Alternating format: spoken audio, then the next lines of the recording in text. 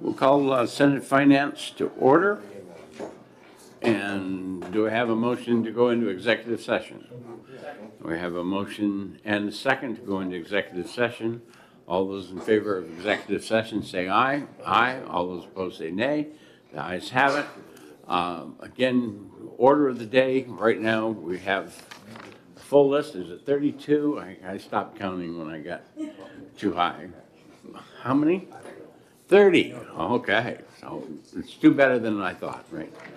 The marijuana bill, more than likely it will be the last bill of the day because they are still writing amendments to that and corrections.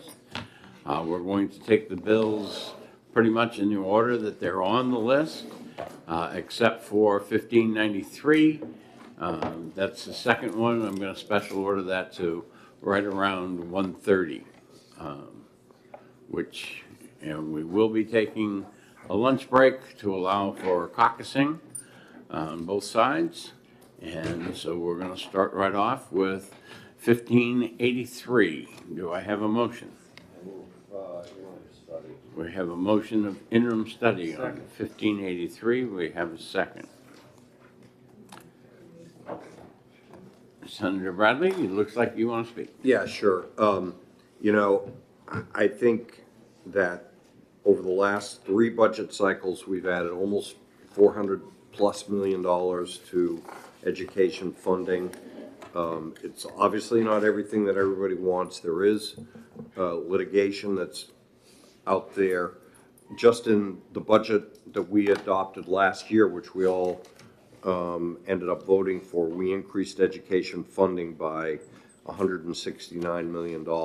I think that given the situation that we are facing vis-a-vis the YDC lawsuits, our desire and the commitment that we made to have some sort of Group 2 fix, those two things alone, $60 million for YDC, $26 million for Group 2, I just don't know how we can justify at this point in time, especially in the middle of litigation, doing more. I would like to. I've always said that the way to resolve our education funding situation is to grow the pie with good revenue. That's what we've been doing for the last 7 or 8 years, with the exception of the pandemic year. Our revenue situation has improved and improved dramatically because the economy has improved dramatically. And we have utilized much of that revenue to fund education. That's not the only thing that we've used it for. As everybody knows in this room, we've enhanced Medicaid rates. We've invested a lot in water infrastructure, a lot in mental health and substance abuse, child care, housing, all things that are important for the state of New Hampshire. So I would hope that we would ITL it, knowing that the court case is out there, which may necessitate, a response, but a response in the future. We can't put the budget of the state of New Hampshire under the duress that it would be if we do this bill on top of the YDC bill and the Group 2 bill. Senator? Thank you. I thought I heard a motion of interim study. It is. The motion is interim study. Oh, okay, Got it Yeah, I right did here. not I move got ITL. you. Okay. I think that, didn't we do interim study on the special ed bill? I think so. I think the education committee did that, so it'd be the same. Okay. Senator Bertzel. Thank you, Mr. Chair. While I was quite disheartened in the hearing that if this passed, that the committee or they would not pull out of the lawsuits, I know that there are some towns that are in need of this. So with that, I will be voting against the interim study. Okay. Further discussion? Senator D'Alessandro. Thank you, Mr. Chairman. I support this, the president's recommendation, because it's not the answer. It's not the answer. The suit's gonna go forward. And we've been in this quandary since 1998, when we signed the original bill. You and I were the only two I people I in was this room. there. We were in these rooms when we did that. I was on the committee conference on the bill. It just is, it isn't the right solution at the right time. And we better find a solution, because it's one of a significant number of problems that we face. But at this point in time, I think the interim study is probably the right way to go. Thank you, Mr. Chairman. Okay, thank you. Senator Rosenbaum, did you raise your hand?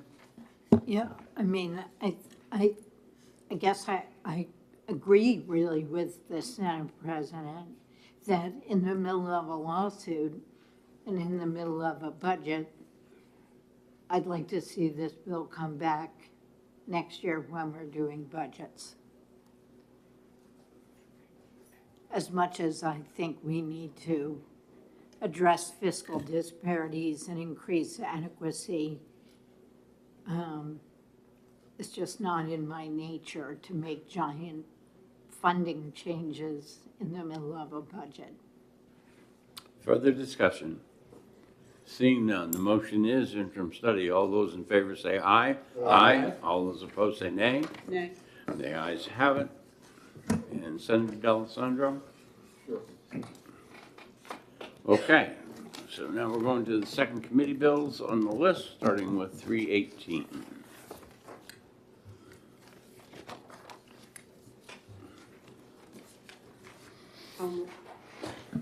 I'll move ought to pass. Senator Birdsell moves ought to pass, seconded by the chair.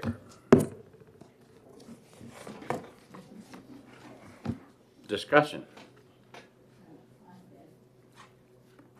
Okay. I move floor amendment 2032. 2032 by Senator Bradley, and I'll second that also.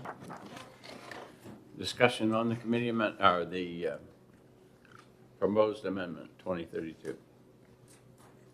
So I think this is more a technical fix, as I understand it. In particular, the judicial training coordinator, but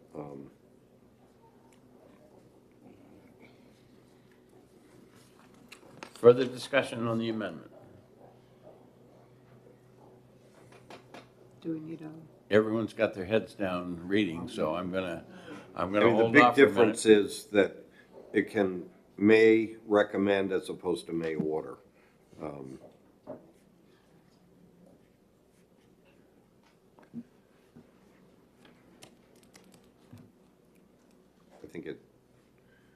I suspect there'll be a committee or conference on this in any case. Okay, I'm starting to see some of the heads pop up. Was there any further discussion? Yes. Senator Rosenbaum. Thank you, Mr. Chair. I voted against the committee amendment last week because of removing the magistrates, so I'll be voting against this further amendment today. Yep. Thank you.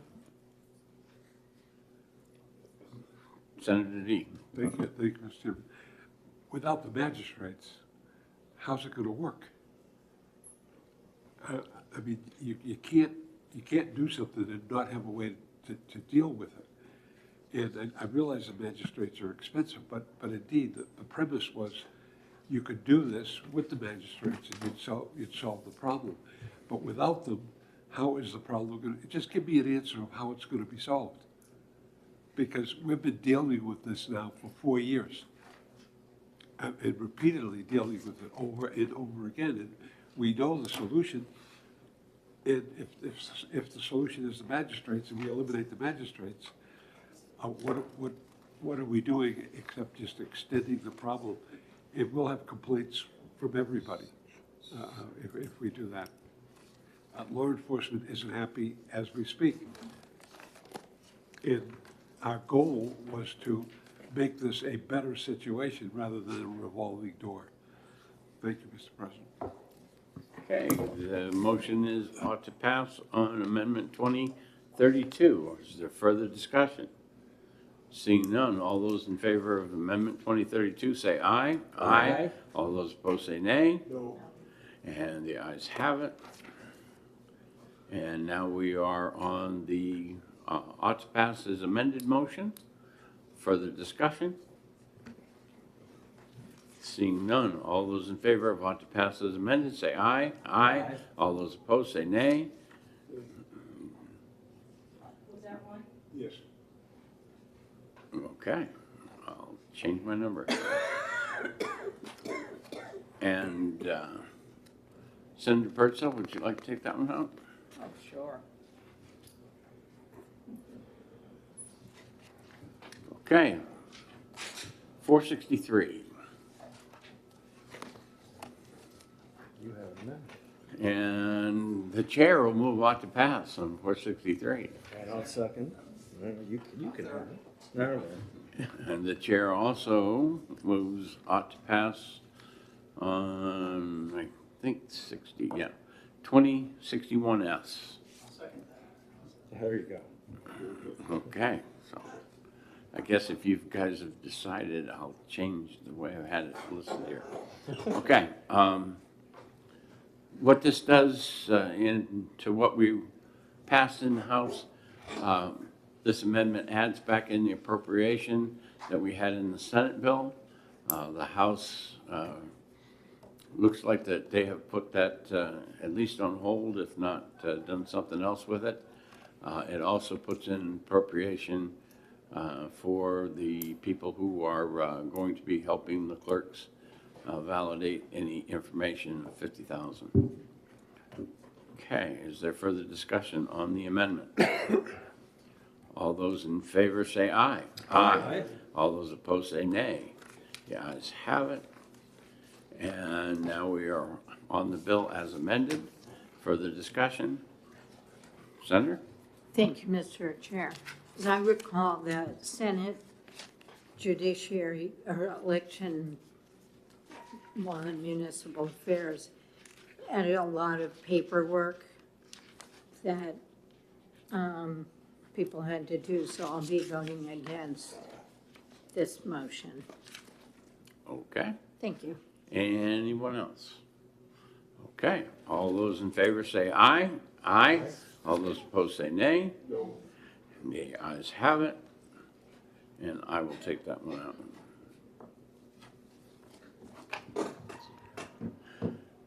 $6.45.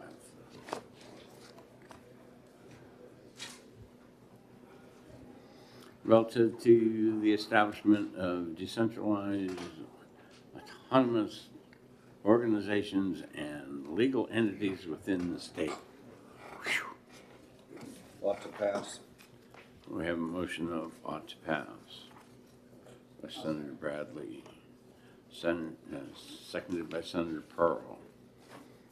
All right. Discussion. Senator Rosenbaum. Why do we need this bill? Seriously. So I'm not going to pretend that I understand everything about Bitcoin or blockchain. I don't. I understand very little. But Bill Ardinger, who I think everybody in this room knows, was chair of the commission that we created a couple of years ago. He highly recommends the bill.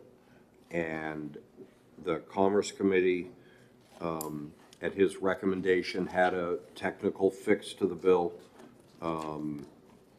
Read the hearing report, talk to him. It does give some regulatory oversight to the Secretary of State's office. If you go in the hearing report, there was no opposition by any entity, the bankers, the banking department, the Secretary of State, to this bill. So while I'm not exactly in the world of gold coins, I do believe in legal tender, and happen to carry a little bit of around with me once in a while. can't understand this new technology. I do trust people like Bill Ardenshire, so that's why. Further question. Senator? Was the Senate Policy Committee's change large enough to require a new fiscal note?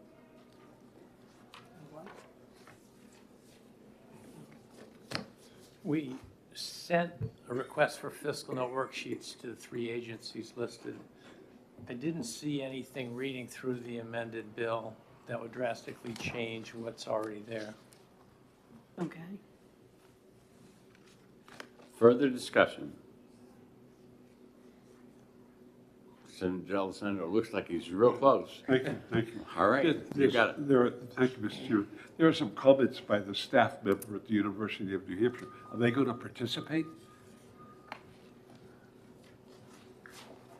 They say that they would support a registry being developed. It would, by support, I mean financial support. Are they going to do it? And as an entity, they're going to support this development, providing space. If they're going to provide space, are they going to also support the costs? I am assuming that, but I'm not a member of the Congress Committee, so I'm not sure I can answer that question. If you're looking at the hearing report. Yes. The amendment that came into the Commerce Committee dealt with some of the questions that were raised by the Attorney General's office. And with that amendment, my understanding was that they were on board.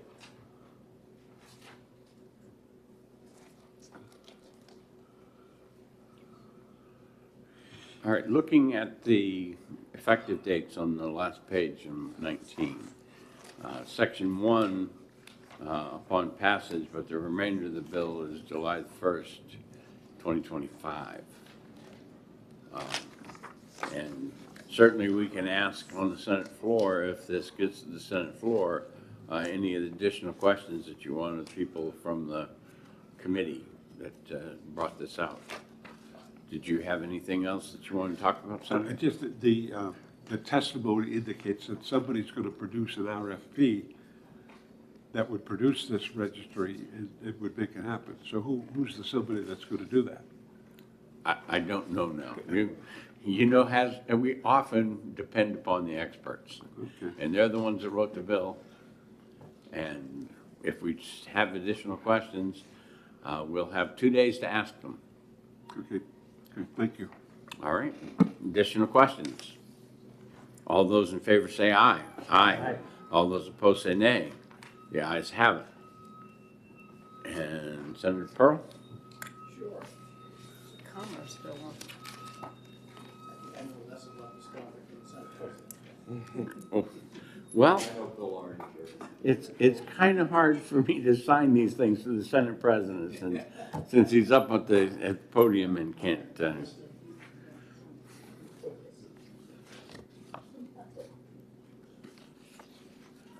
All right, 1076. Move on to pass. OTP, Bertzel, and Rosen. Okay. Discussion on 1076. Seeing none, all those in favor say aye. Aye. All those opposed say nay. Okay, the ayes have it. Senator Rosen. I was going to give it to Senator Rosenwald because she's Okay. voting for this one. It's a 7-0, and you know, and I want to make sure that I give her one. Does that mean I get some blockchain currency?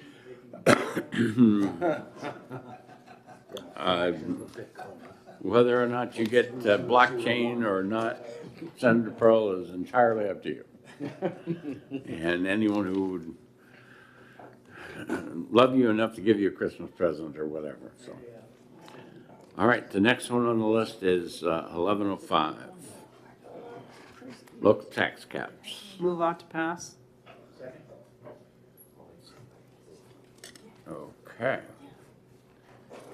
There are no amendments. Discussion?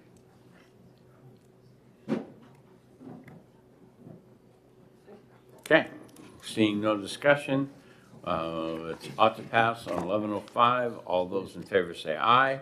Aye. All those opposed say nay. The ayes have it. And Senator Birdsall, She's working hard. I bet you get the next one too. she didn't get the last one. I stole it right from under her. Okay. 11:79. Move on to pass.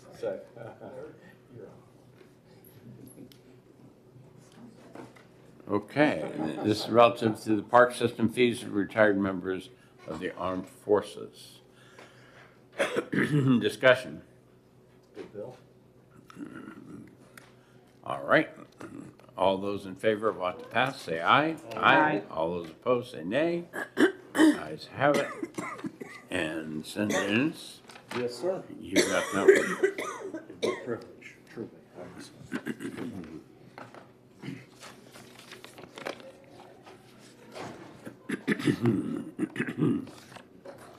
12:02. Second. OTP, Senator Pearl, Senator Ennis. All right. Discussion? Seeing none, all those in favor say aye. Aye. All those opposed say nay. The ayes have it. And Senator Pearl?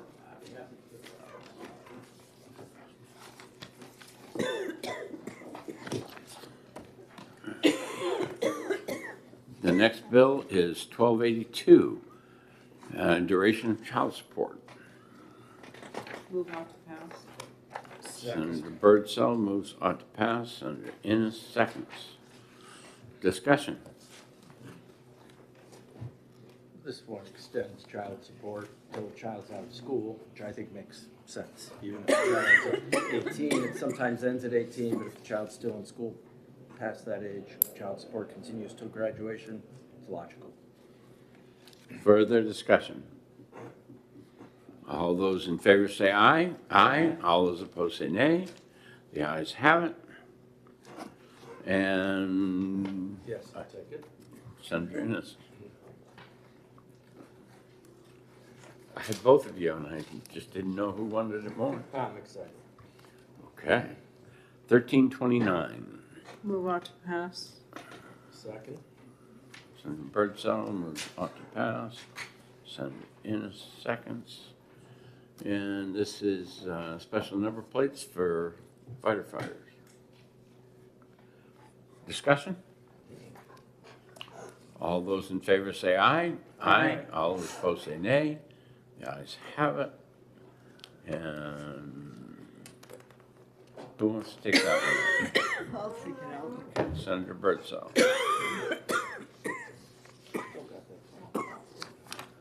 Yeah. Senator Birdsall. Okay, 1355. Move on to pass. Second. Senator Birdsall moves ought to pass. Senator Ennis seconds.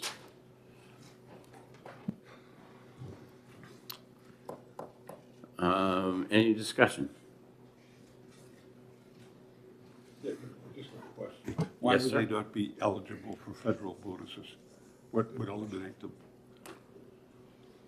I can't speak with authority, but I know in the past, when I have been, associated with this, there are categories where they have needs, and the federal government has tailored those needs or the recruitment bonuses to those needs. So if you had a particular MOS, military occupational skill, Yes. you may qualify, and if you don't have that MOS, then you wouldn't qualify. Okay. But I can't say that is exact for this. Okay, this makes sense. I would think that might create a little animus in the group. What group gets it, because everybody said that every MOS is important. Okay, but it is what it is. Senator Rosenwald. Thank you. I note that this money comes out of the highway fund, which I think is kind of underwater. And just wonder if maybe there's a better funding source. Well, my options would be to suspend this, to let you look at it and develop your argument and write an amendment, or to go ahead, so I just, I'm willing to we do either. keep transferring money in there. And it's not a lot of money, it's 28,000, but,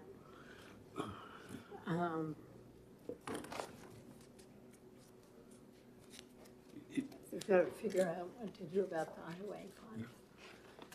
Senator D? Just to put, we appropriated 50 million to the highway fund to make it whole, right? Did we do that in the last meeting? They asked Mr. Hoffman, how much did we, what was the general fund appropriation to the highway fund? I'm looking at House Bill 1355, Yeah, which is the recruitment and do this. And that's a general fund cost, and I believe the general said in the current fiscal year, they'd be able to absorb it and include it in the next budget. okay. So it's not coming out of the highway fund? No. I'm Okay, sorry, that's okay. I'm on the wrong bill. But like, what did we appropriate to the highway fund in this last budget cycle? General fund appropriation? We'll have to get back to you. I'll ask Mickey about that, and Okay, we'll get you an answer. thank you. Thank you, Mr. Chairman. Will that answer affect your vote on this No. bill? All right, then we'll let them give you the answer when we take our lunch break. Okay, so the motion is ought to pass on House Bill 1355. Further discussion? Seeing none, all those in favor say aye. Aye. All those opposed say nay. The ayes have it. And Senator D, I'm going to give you another one. Mr. Chair, I need to back up to House Bill 1282. I do need to file a declaration on that, and I intend to do so. I just want the Okay. committee to know that. House Bill He 1282. needs to file a I need to declaration. file a declaration on that, and I neglected to mention it when we were acting on the bill. Thank you. Okay, but intended still to participate. Yep. Okay, and Senator D got that one, right? 1380. Move on to pass.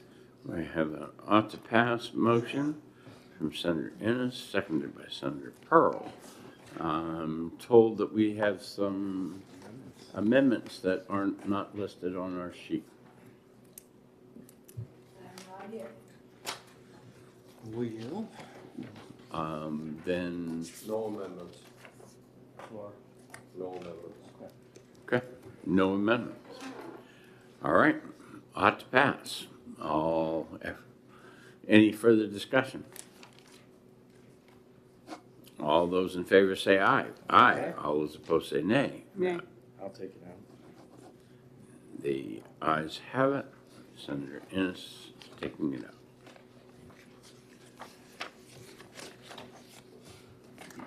All right, we're down to 1394. I'll move interim study. I'll second it. This one is an additional licensing. Reading it, thinking about it, understanding it, I just don't know that it's a necessary license. It's not one that's going to protect the public. And just seems a little bit of an overreach to me.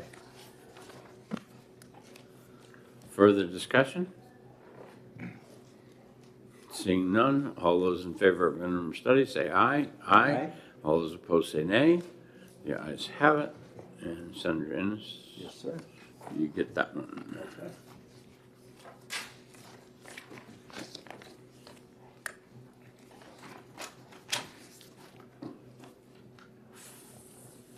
$14.10.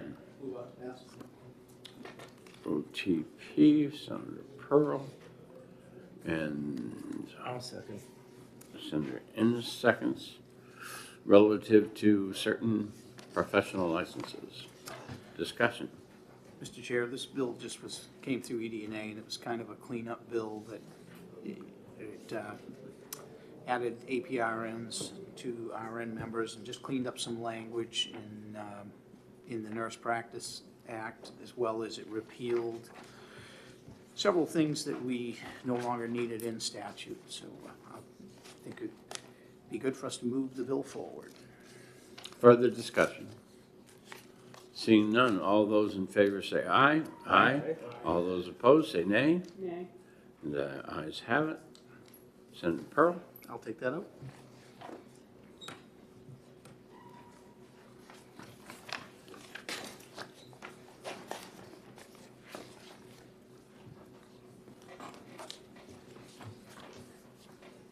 All right, the next one on the list is 1451. ITL. I'll second. Senator Bradley moves ITL, seconded by Senator Ennis. Discussion. So, thank you, Mr. Chair. I mean, I think the fiscal note is pretty instructive of this. The impact of mandatory overtime included in the retirement costs for the state when the new rates are set will be in the 2026-27 budget, $16 million, 16 and a half. And for the communities, it will be 15 plus $1 million per year in 26-27. I think, you know, mandatory overtime has not been included in the past. You know, with the passage of the bill that's on the calendar this week, assuming that it does pass and get signed into law, in terms of personnel in Group 2, we've allocated about $70 million to their retirement benefits to mitigate against the unfunded liability. This is would be a long-term ticking time bomb. Further discussion. Senator Pearl. Thank you, Mr. Chair. While this bill came through ED&A, and while I understood and at some level conceptually agreed with the intent of the bill, I was concerned with the price tag when it came through, and I agreed to forward it on to Finance and take a look at it again, and I will be supporting the motion of ITL. I think this is a bigger nugget than we can afford to do at this time. Further discussion. Seeing none, all those in favor of ITL, say aye. Aye. Aye. All those opposed? And the ayes have it. And I'll take that one out.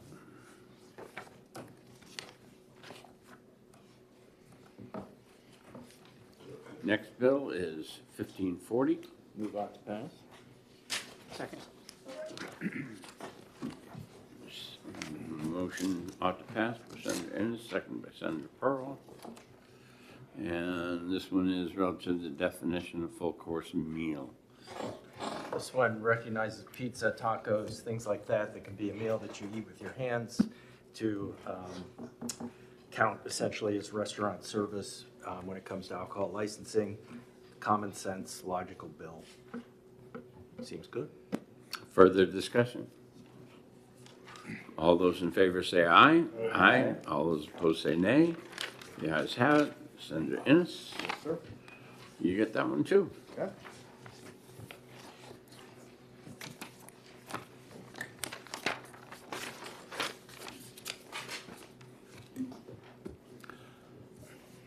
All right. Next one on the list is 1564. Relative to child support guidelines. Move on to pass. Senator Birdsell moves on to pass. Senator Rosenwald seconds. Discussion.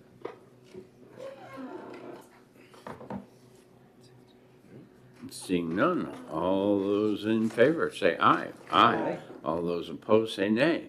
The ayes have it. Senator Birdsell. Yep.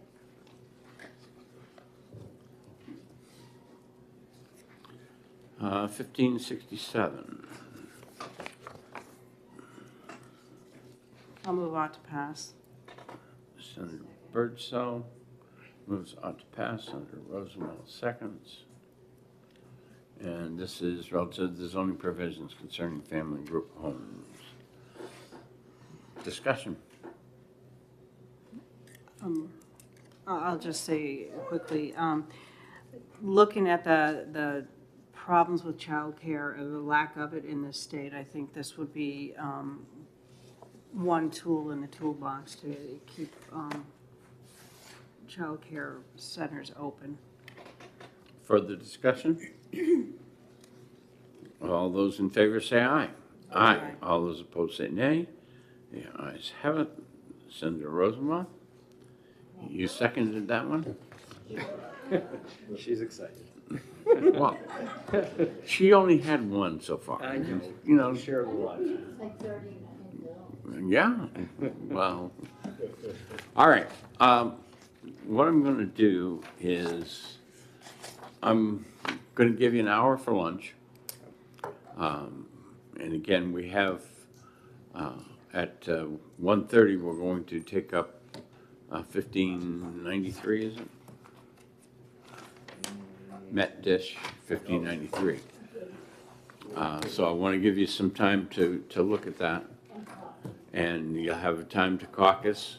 So we will be in recess for an hour.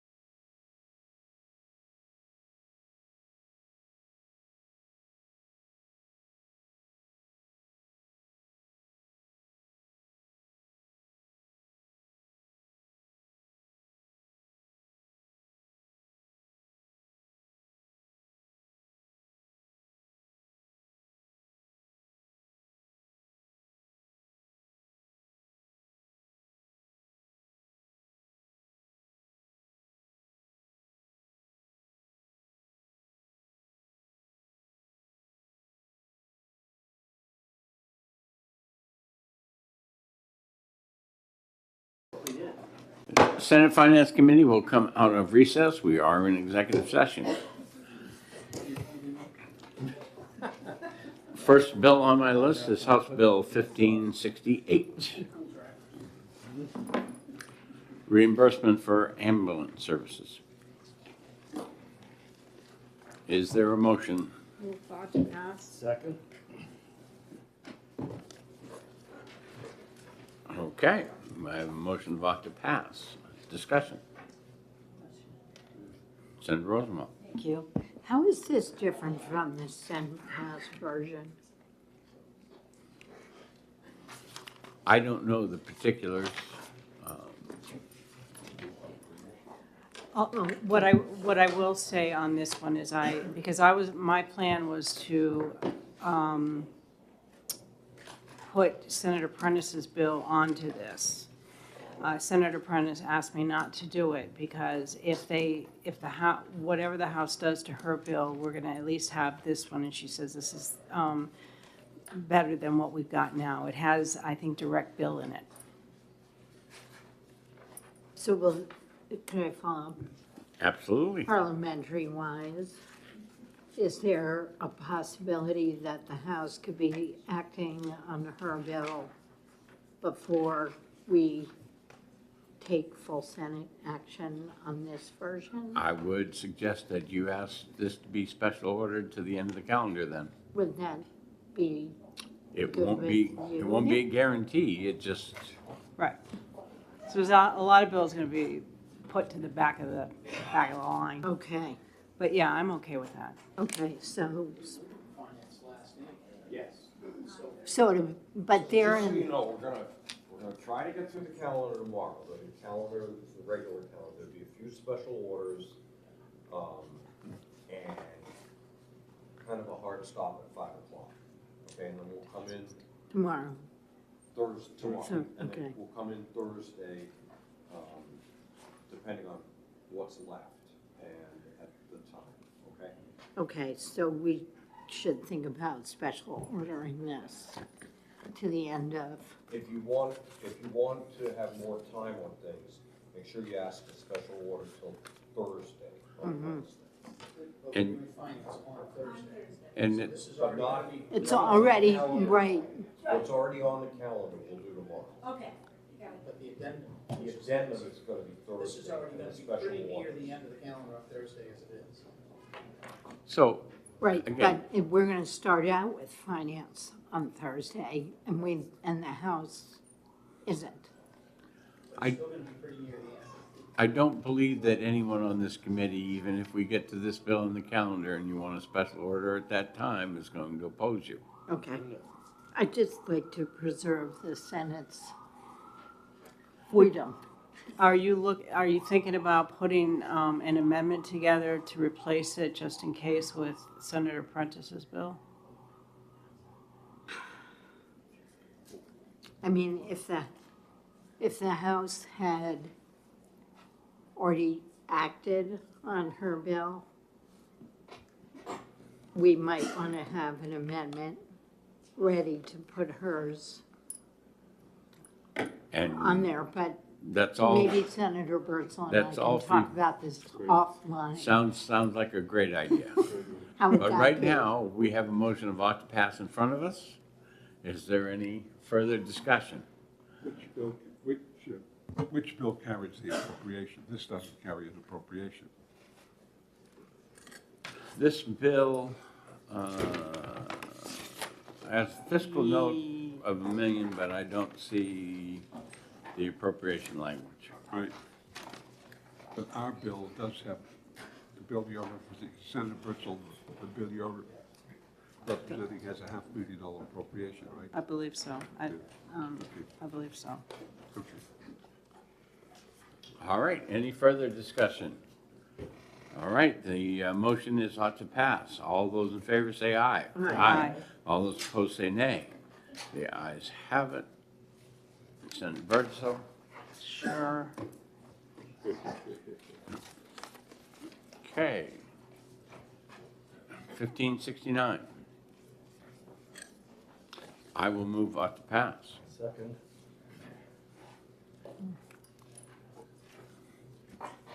Further discussion? Senator? Thank you. I've a few concerns about this.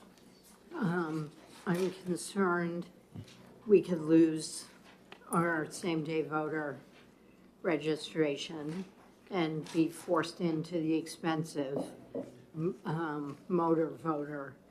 I'm concerned that the town clerks won't have real-time access to the voter file to check that someone has appropriately determined they're a citizen. In fact, the clerk of Nashua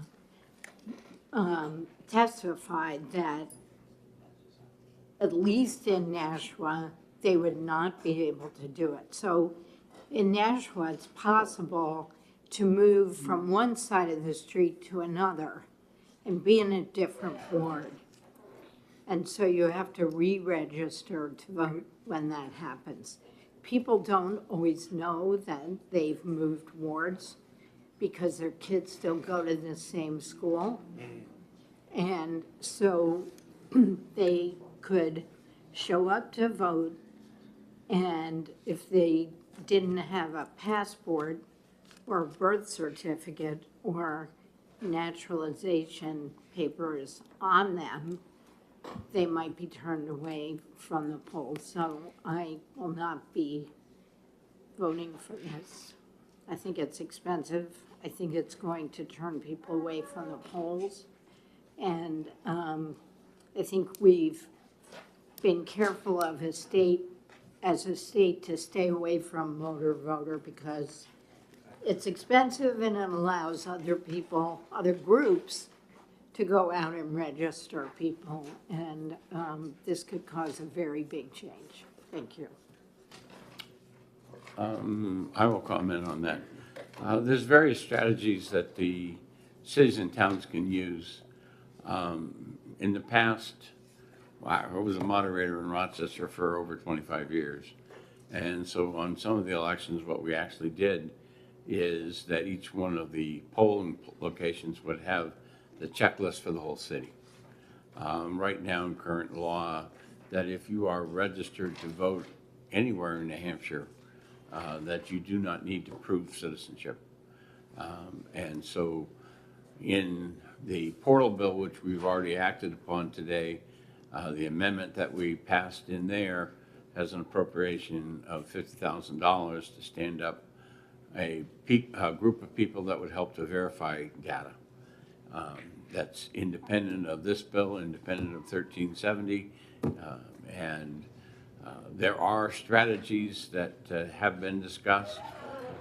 People who were taken off the voting rolls, having the supervisor, the checklist, actually print a report of those who were removed from the rolls because of purge, printing the whole database or having it available on a laptop or something so that the clerks can use it to make sure that someone who did move from one to another does not have to prove citizenship, using the SAVE database for providing citizenship, and also using the DMV records for anyone who has a real ID, and the database, not the license, has their date, their place of birth. Although I prefer House Bill 1370 and am doing everything that I can do to get 1370 passed, that this and the funding that we put into the portal bill is a backup position. Further discussion? All right. All those in favor of ought to pass say aye. Aye. All those opposed say nay. Nay. And ayes have it. And I will take that one out. Pardon? 5-2? No. I voted Oh, it's 4-3. Okay. I'm sorry, I misheard. Okay, 1570. I'll move into the study. Second. This is a big expense, $5 to $10 million across 25 to 27. probably best done in a budget year rather than in this form right now. Further discussion? Just a- Senator D. Thank you, Mr. Chair. Just a question. Don't the individual supervisory unions examine their property Yes. and get a report in? Isn't this stupid to say that the state would do it over and above? The independent entities own the property. They support the property. They maintain the property. You ought to think that they would have something to bring forward that says the property's in good shape or bad shape. Otherwise, how are they asking for help in terms of other property? Why do we do things like this? Yeah. I mean, this is a waste of time and a waste of money. I couldn't find this agree to more. be objectionable. Yeah. Further discussion? Seeing none, all those in favor of interim study say aye. Aye. All those opposed say nay. The ayes have it. Senator D? You get this one. I'll go rocket. All right. Yes. 15, The schools know what they need. 1573. I'll move on to pass. We have a motion of ought to pass by Senator Ennis, seconded by Senator Pearl. This one deals to state oversight of residential treatment programs for children and make an appropriation. Discussion. Seeing none, all those in favor of ought to pass say aye. Aye. All those opposed say nay. The ayes have it. And Senator Ennis, Yes, sir. it's yours. Okay. 1588.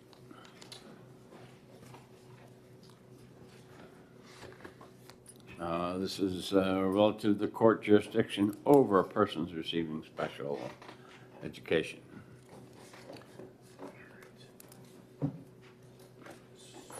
So I will move on to pass. However, I do think we might want to change the change the source of the funding from the general fund to the education trust fund. Let me get a second first. All right. Okay. All right. So maybe a committee amendment to address the source of funding, which presently is listed as the general fund, but it seems more sensible to take it from the education trust fund. I don't know what people feel about that, but First of all, let's get a reaction from LBA. Appropriate to take the money out of education trust? I saw that. Yes, my reaction was because I don't actually know I would want to get Mickey in here, but from a technical standpoint, there's no reason you couldn't do it. But we'll go find him. Okay. Okay. Then we'll suspend this one for just a little bit, and we'll come right back to it. All right, 1589.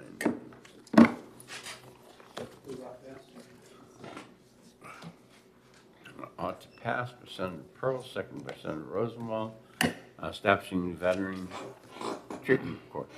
We had talked, on this one, didn't we talk about pushing the effective date out to July 1st, 25, because of the price tag, and put it in the budget?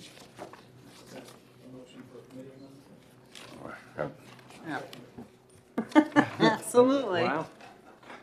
All right, so page 5, line 25, the effective date, instead of January 1, 2025, we have a motion to make that July the 1st, 2025.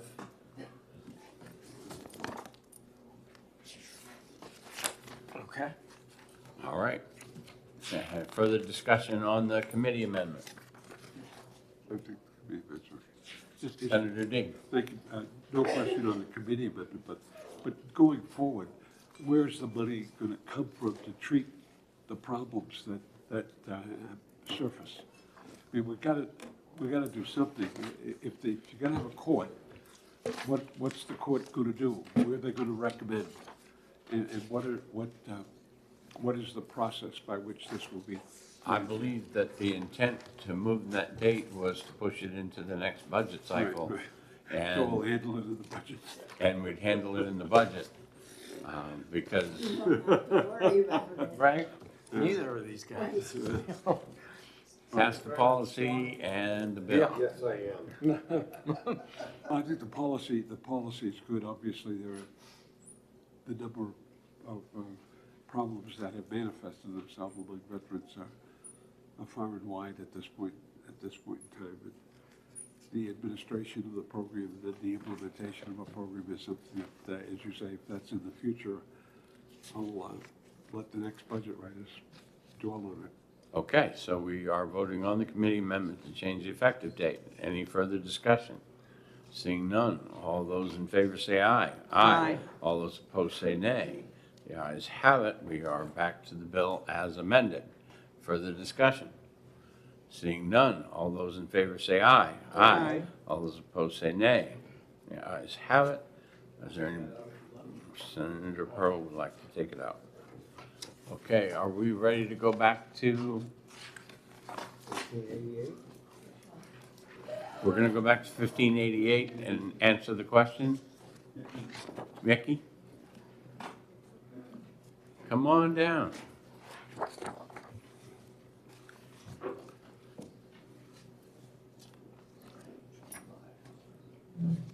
Sorry, I was out of the room when the question came up before, so. The question has to do with the source of funding. Right now, it appears that the appropriation would be out of general funds, and we thought with the subject matter that it would be appropriate to come out of the Education Trust Fund, and we wanted to make sure that we weren't across purposes with anything there.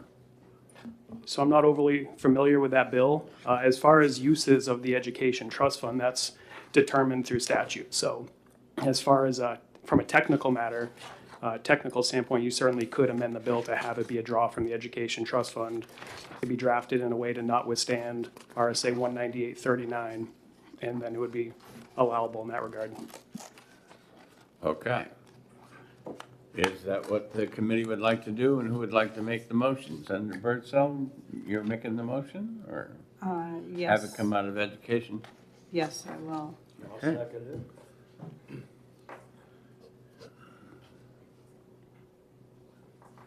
So I do have a question. So if that amendment goes in, notwithstanding, does that mean that if the money can't be, for some reason, the money can't be taken out of the Educational Trust Fund, will it be taken out of the general court, or does it not happen at all? So the allowability of Education Trust Fund uses is really up to you as legislators in the law. So if the law passes that it can be used for that, then it can be used for that. Okay. The only constitutional higher-up requirement relative to uses is based on lottery revenue that goes into the Education Trust Fund, has to be used for specific as outlined in the Constitution.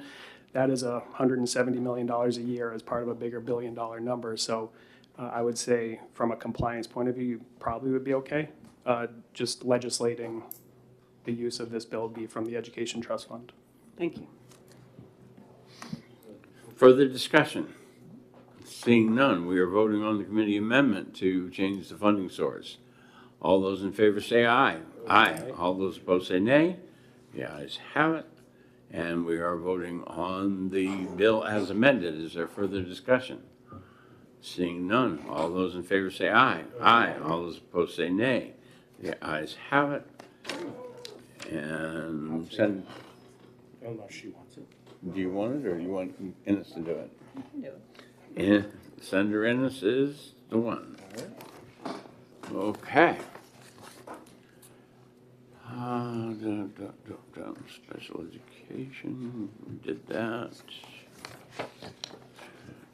89, we did that. And so I think we're down to 1598, is that right? Yes, ma'am. I would like to move ought to pass. Okay, and Senator Ennis seconds? Yep.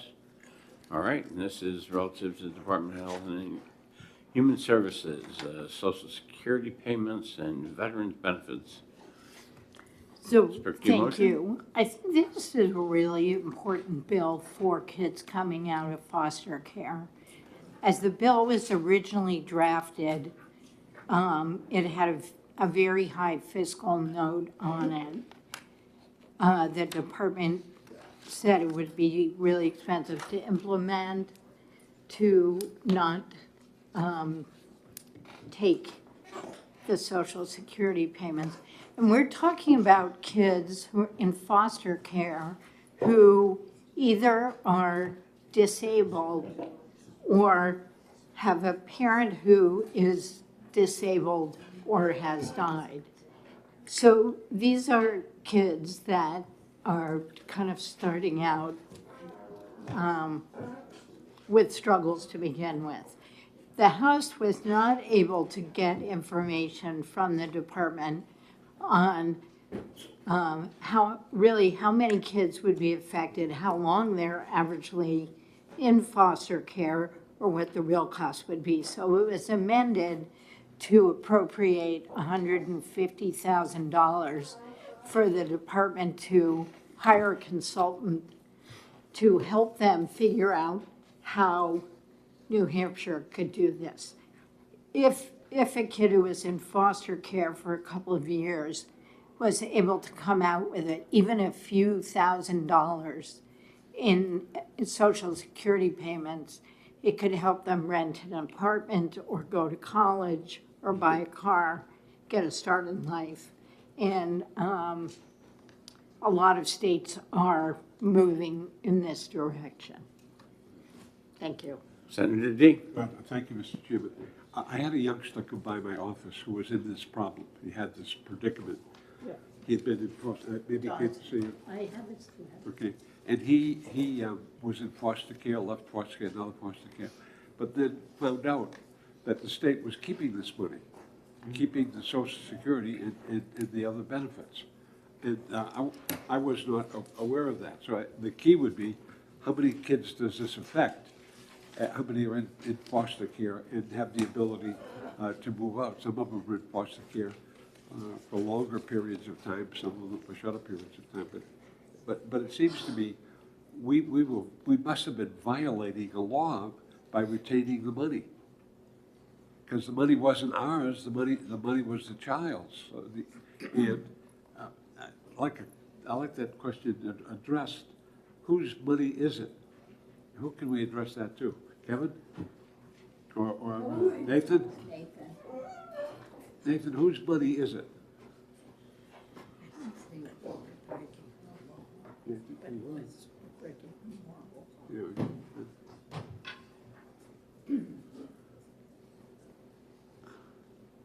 Good afternoon, members of the committee. Nathan White, Chief Financial Officer with the Department of Health and Human Services. During the House phase, we did have a lot of conversations just relative to some of the complexities of the law surrounding SSI and SSA. And I will answer your question. I just want to provide a little bit of context. When the department looked at what the cost to implement this bill would be, the cost would come from the fact that our state, along with many other states, have historically acted as the representative payee. We've applied to the SSI on behalf of the children, and then those costs have been used to pay for room and board, services to treat those children, and those dollars are tracked separately in individual accounts to make sure that the dollars that the state receives on behalf are used to pay for those direct services. And that's kind of the policy question and discussion that we had during the House phase. And when we looked at the cost, we determined that there'd be about somewhere in the vicinity of $2+ million general fund cost, because if we no longer claim those dollars, we would still need to provide treatment to those children and provide room and board services. And then there was also a cost based on the way that the bill was written that allowed basically any form of trust to be established. And we have had some conversations with some of our peers from other states that have implemented that since the House phase, and there are some complexities surrounding which type of account or which type of trust. It appears ABLE accounts may be the best option, but part of the discussions that occurred during the House phase were, let's slow down, let's bring in a consultant who's an expert in this field to get an objective perspective on what are recommendations on the best way to implement this, and then to also allow us to provide some more precision on what we would expect those costs to be, and then to do that so concurrently with the budget process, because it will be several $1 million impact to the DCYF budget where we would need general funds to offset to continue to provide services. Further question, Mr. Chairman? Oh, yep. So at the present time, I realize you can't pull this out of your head. How many children fall into this category? Where we are retaining their Social Security money at this time? And what are we using it as an offset? So there's the way, from a financial perspective, again, I'm biased in that regard. There's about 25 children a quarter where we are claiming 4E instead of SSI. Because as a state, we can get more federal funds. We can leverage more federal dollars. Then there's another $1.4 million we estimate annually where we're claiming SSI, but we can't claim 4E. And so collectively, that's about $2.1 million general offset. I don't have those exact numbers in front of me for the SSI side of it, but I can certainly follow up with you if you'd like. Oh, okay.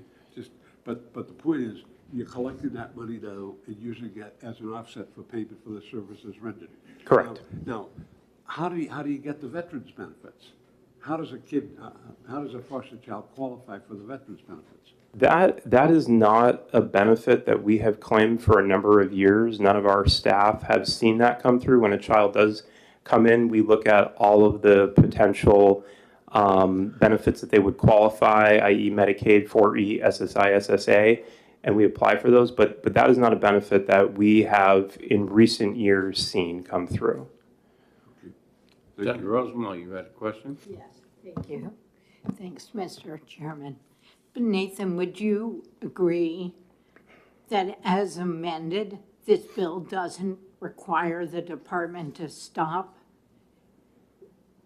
being the payee for SSI and SSDI, but just gives the department an appropriation to hire a consultant to look at what that might look like? Correct. This will give us an appropriation to look at what that model would be, and you'll see in the bill there is a report due by December of this year, if it's passed as is, so that we can have that to help inform at least the governor and House and Senate phase, so we can address this question in an expeditious manner. Thank you. Okay, further discussion? Seeing none, the motion ought to pass. All those in favor say aye. Aye. All those opposed say nay. The ayes have it. Senator Rosenwald, your turn. 1623. We have a motion of ought to pass, and I will second it. Relative to involuntary retirement or decommissioning of electric generators. Discussion. Okay. Motion in front of us is ought to pass. All those in favor say aye. Aye. All those opposed say nay. The ayes have it. And Senator Pearl, you got that one. All right. I still have 5 minutes before so we got 1649. OTP, Senator Bradley, Senator Pearl. Okay, this is prohibiting certain products with intentional added PFAS. Questions, comments? Seeing none, all those in favor of ought to pass say aye. Aye. All those opposed say nay. The ayes have it. And who wants that one?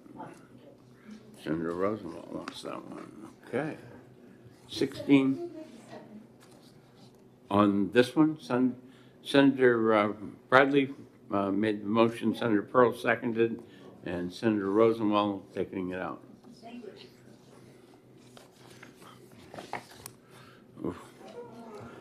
All right, 1666,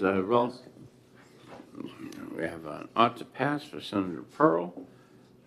And this one is relative to income reporting requirements for lobbyists. I will second it. Discussion?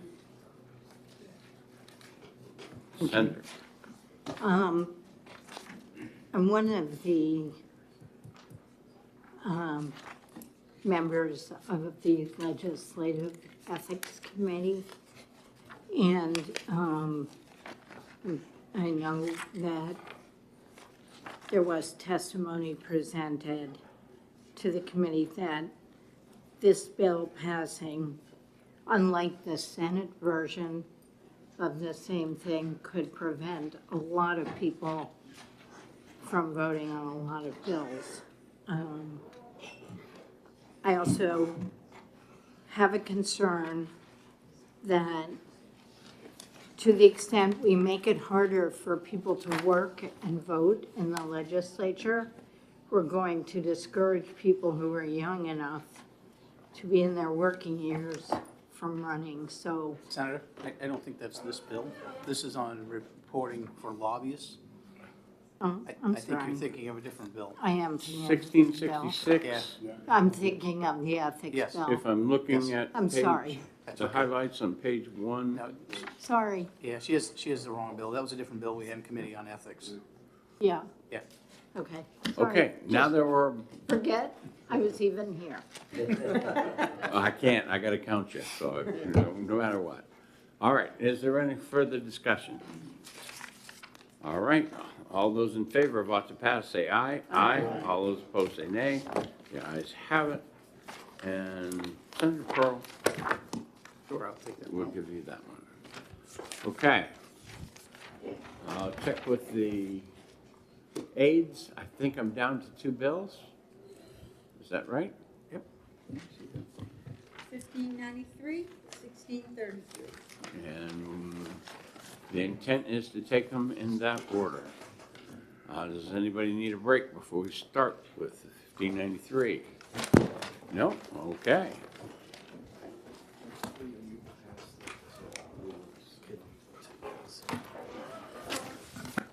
Senator D, this one for you and one for Senator Rosenwald.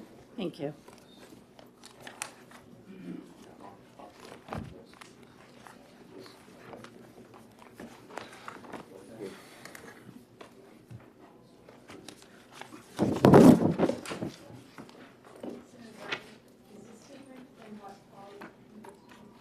Yes. This is the new spreadsheet. Yes. Hot off the printer. Okay. I believe I'm going to get a motion of ought to pass. I'll move on to pass. Senator Bradley moves ought to pass, seconded by Senator Rosenbaum. All right. Who's offering the First Amendment? Okay, Senator Bradley. Introduce Amendment 2088. Senator Bradley moves Amendment 2088, and Senator Senator D'Alessandro seconds. So, a number of us have been working on this issue over the last several weeks. This is not a finished product, I would not imagine. But I think it moves the ball forward, and presuming a committee of conference, which I think is necessary, and certainly I will be asking my counterpart in the House to go to a committee of conference, we can continue to work to ensure that we're maximizing revenue to the state while having the least possible impact on the hospitals. The changes that are in here, we moved from 91%, which is the current Med-Dish reimbursement rate, to 93%. That puts about $6 million back to the hospitals. As you can see from the updated numbers, there are a number of hospitals that benefit and a number that don't benefit. The reason for that is that we're moving away from the traditional disproportionate share hospital payment. There'll still be about $130 million run through the DISH model, but the balance will be in what are known as directed payments, which is what enables the state to come out a net positive and enables some hospitals to come out a net positive, but others a net loss. And that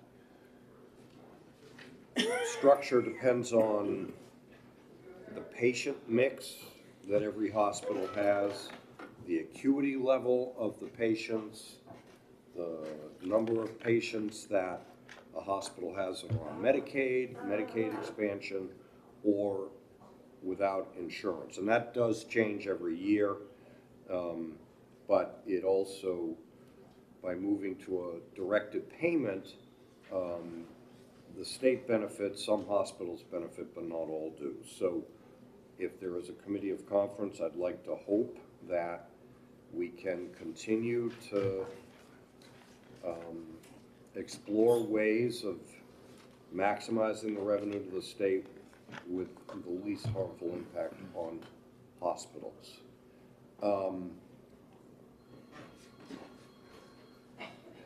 Sorry, I got distracted here for a minute. Oh, okay. So what are some of the other changes in the bill from the amendment that the governor introduced last week? The one change I've already highlighted is going from 91 to 93%. The other, two other significant changes, as you recall in discussion of the amendment last week, the Commissioner of Health and Human Services had complete and sole discretion, I think was the phraseology, of setting the rate. We have tempered that somewhat, and it really starts at the bottom of the first page of the amendment where it says the commissioner shall determine which payment method or methods are used. But then switching the page, on line 4, it says in determining which Medicaid method or methods to utilize or what percentage, the commissioner shall seek to prevent the greatest extent possible for that it impacts the hospital the least while attaining the highest possible federal match. And then the final sentence, the commissioners shall work in collaboration with the hospitals in developing these determinations. So that is a very different way of collaboration than the sole and complete discretion which was in the original amendment. And that's reflected 3 times later in the bill, bottom of page 2 and again on page 3. The lockbox for monies garnered by the state remains in place. And then the other significant change, this is based on a lot of discussions that some of us have had, is a sunset of this agreement, which is reflected on page 8 of the amendment, the effective date being for section 7 through 10 on June 30th. So a lot has been made over the fact that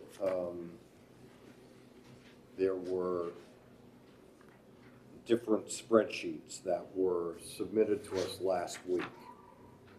And that's why with a new spreadsheet, there are a change in the numbers, some improving, some not improving for each individual hospital. The reason for that, as I understand it, is that the hospitals have paid the Met tax and are due this month to receive the disproportionate share hospital payment. And in order to receive that payment, it has to be reflected on more up-to-date numbers, which is what is represented in these columns as opposed to the sheet that we had last week. I think I've summarized that pretty accurately, but that's why the numbers have changed in a few short days. Again, I think that in collaboration with all of the different parties, we as a finance committee should move this bill to the full Senate. Hopefully the full Senate will pass it, but it will allow us a little bit more opportunity to do what I think the goal is reflected in the amendment, maximizing state revenue while minimizing harmful impact to the hospitals. And so I would ask that the committee vote to keep the process moving. And I think it should be reflected that that's what this is. It's probably not a final product, but it is a keep the process moving opportunity. Senator Berto. Thank you. Thank you for taking the question. So I'm looking at this and it looks pretty ugly for my hospitals. But that being said, what is the, when you say keep the process moving, are you talking about going through a committee of conference and trying to change it at that point? I am assuming that that's what would happen. Okay. And then discussions can and should continue. Obviously, the governor has to weigh in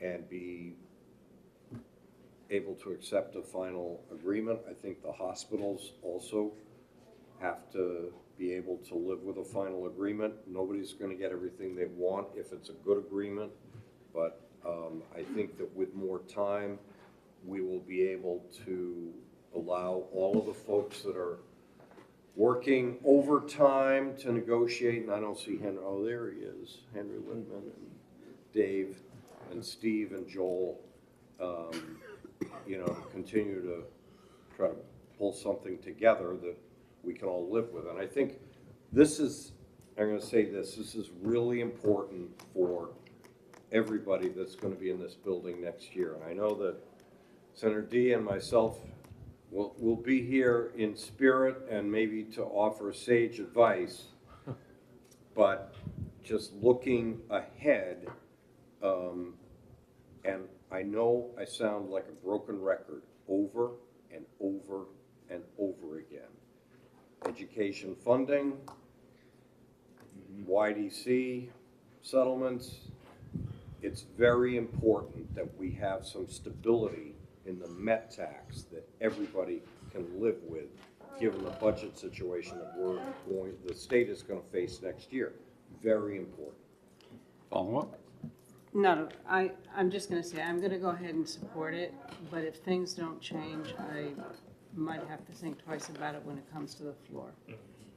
And again, as I said before, this is a vote to try to keep the process moving and allow collaboration to continue.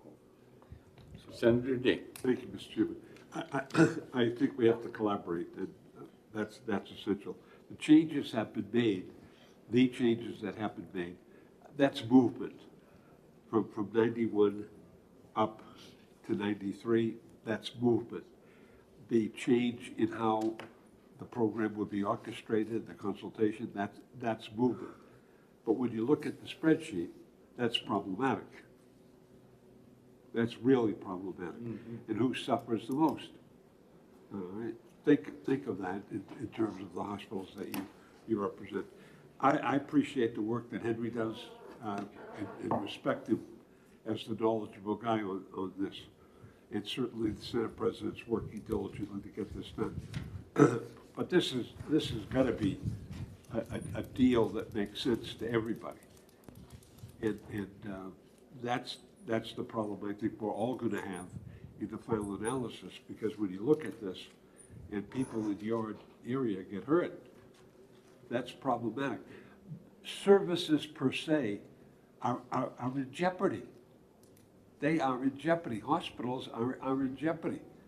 They I've had consultation with doctors about this and so forth, and they're not deep into the minutia here because they stick to what they hear. But this has got to be this is a key element in the budget for the state. I mean, this isn't solved. Forget about the budget. This is a ton of money, and it's money coming in, and we have always talked about taking maximum use of federal dollars that are available, rather than discouraging that situation. I can remember Dick Green when he chaired finance talking about this over and over again. These numbers don't make sense.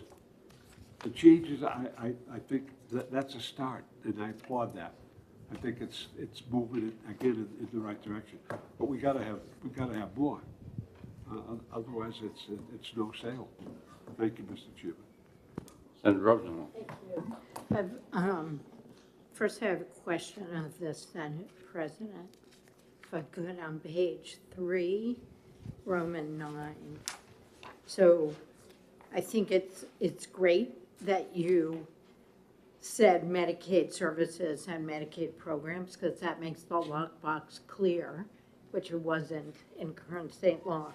But I'm curious about, of the 9% that the state share is of the med, you're devoting a minimum of 7% to Medicaid programs and services instead of all of it. But then your first priority for that 7% is community mental health, federally qualified health center, and substance use disorder providers. That's what the governor's language was. But I guess my question is, what are you thinking about the other 2%, that it would go not to Medicaid provider payments, but it would go to the general fund? So 1%, if you look at line 32 and 33. Goes for Is administration. that admin? And I'm not, I guess Dave or Henry could, or Kevin could I'm answer just the other part confused of that. by, We'll bring LBA up because there's only 7% if you go to 93. So Start the with. state's benefit from MET revenue is actually much more than the remainder of the 91 or the 93 or whatever it is. More than half of the MET collected goes to Medicaid and essentially frees up general funds that would otherwise need to be used for the Medicaid program. So the 7% doesn't mean that there's only 2% available for other purposes. There's actually much more available for other purposes. I'm not sure if that helps or not. okay.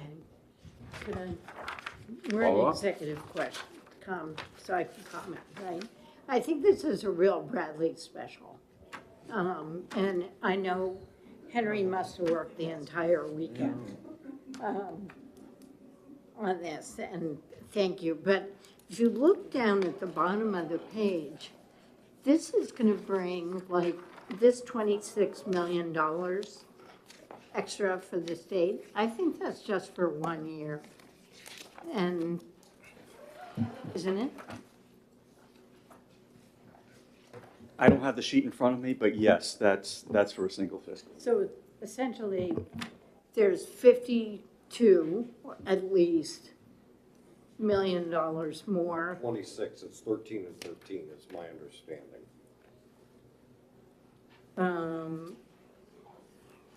But it will supplant $26 million a year of general funds.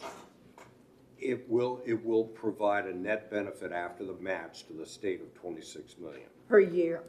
Yes, that's my Right, understanding. so this will give us some breathing room for figuring out other ways to help the hospitals that are not necessarily through DISH and Medicaid directed payments.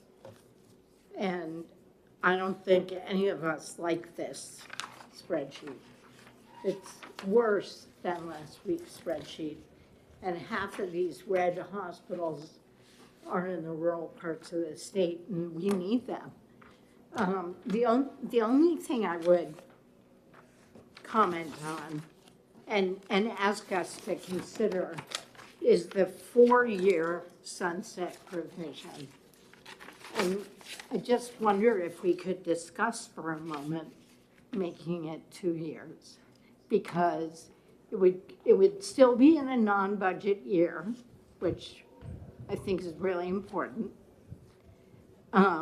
But given the ugliness of this spreadsheet,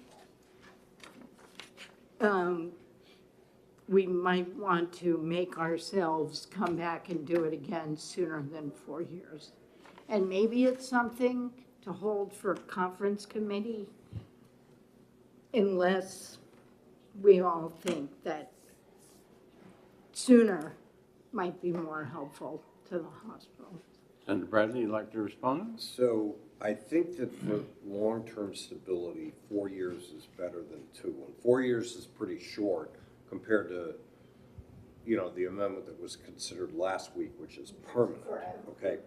So I'm not necessarily wedded to 4 years. I think that there is better continuity. I think it is a potential avenue of further consideration as we get further along, but that's my thought. I'd prefer to stay at 4. And Alessandro? Thank you, Mr. Chairman. Our original, or the deal we're working under now was a 7-year deal. I think it was a 6-year deal. All right, It the wasn't an 6-year. 18 to 24. Yeah. So we had a 6-year deal in place that proved satisfactory. Yes, but the difference is, I think there was consensus behind that deal. Well, This one, we're hopefully going to get there. okay, hopefully we're gonna get there. Well, if that's the case, 4 makes more sense to me than 2. Because if you're gonna get there, stability is a better situation. And particularly the way it's been resurfaced in terms of how it's negotiated. So Senator D and I are talking as lame ducks. Right. So those of you who are going to be here in the future, but, you know, I know that my experience with Medicaid expansion, reauthorizing it every 2 years, you know, for the first 2 years was tough. Yep. So, yeah. Not going to say we should say no on it, but I think 4 years is a little bit more realistic. Thank you. All right, so we are on Amendment 2088. Further discussion? All those in favor of the amendment, say aye. Aye. All those opposed to the amendment, say nay. The ayes have it. We are on the bill as amended. Further discussion? It's already moved. All right. All those in favor say aye. Aye. All those opposed say nay. The ayes have it. I'll come down on the floor and take this. Senator Bradley gets this one. I guess I know where I'll be that time. Okay. The next bill is 1633. We have a short recess, Yep, maybe to 2:15. to 2:15. Okay, well, we'll be in recess for 25 minutes.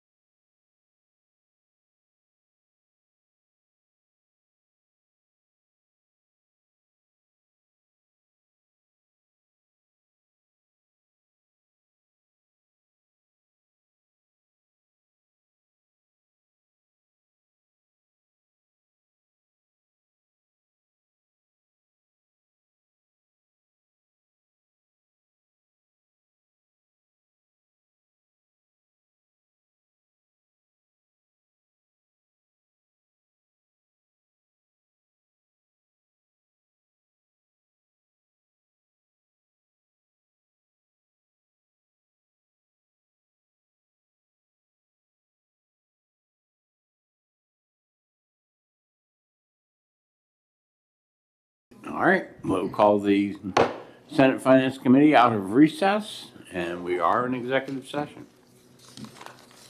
The bill in front of us is the only one we have left. And 1633. Mr. Chairman, I move not to pass. We have a motion of ought to pass. All right. And that was Senator Innes, seconded by Senator Rosenwald.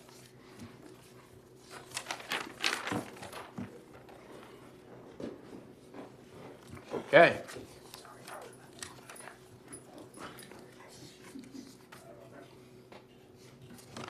These them?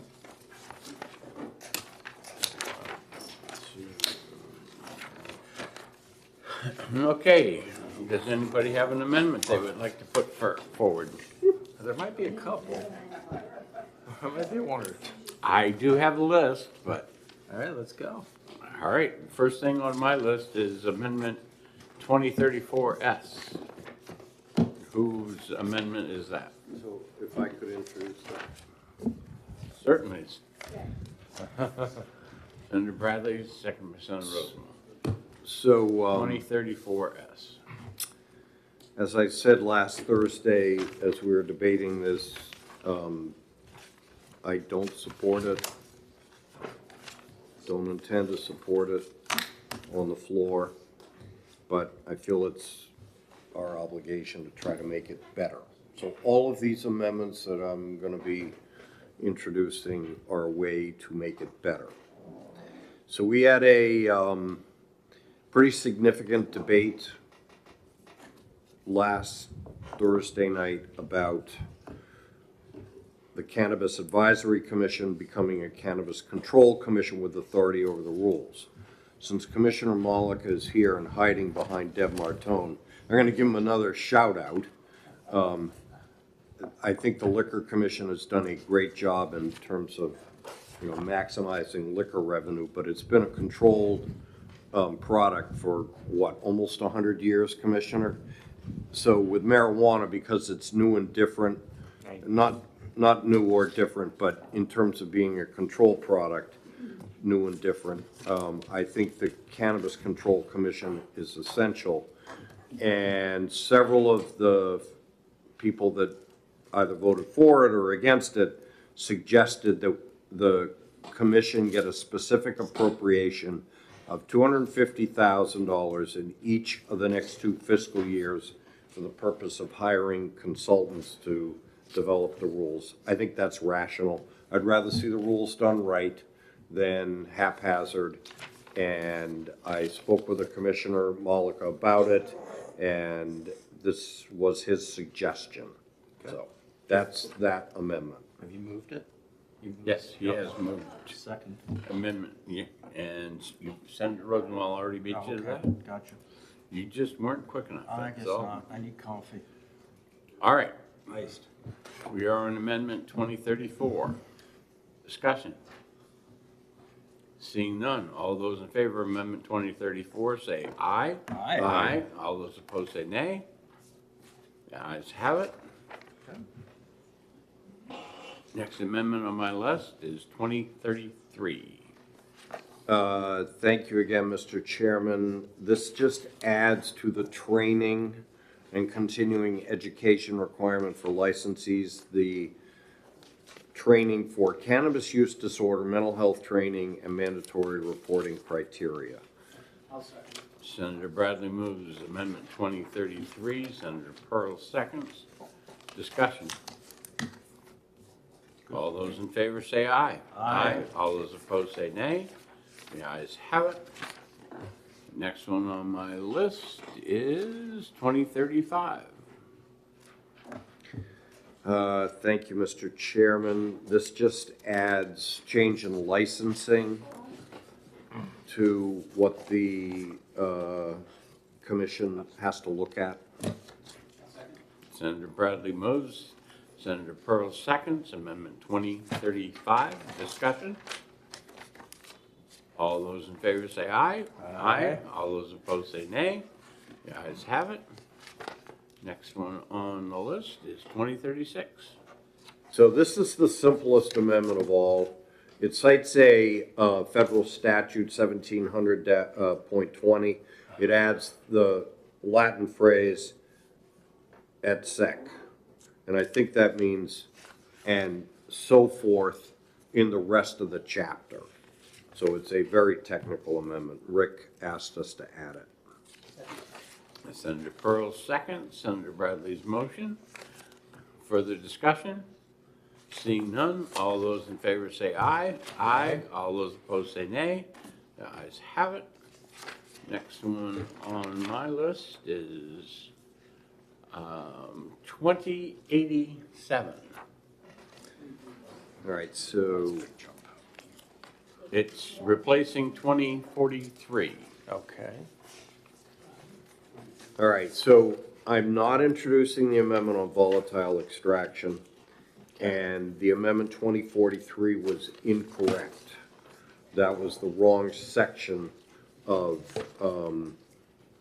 law to be, of the statute to be addressing. So, 2087 adds a misdemeanor for knowing, for sales to a minor, and a misdemeanor A, which is a slightly higher penalty for knowingly make that sale to a minor. And I think, again, similar to what I just said about the fact that the sale of marijuana is going to be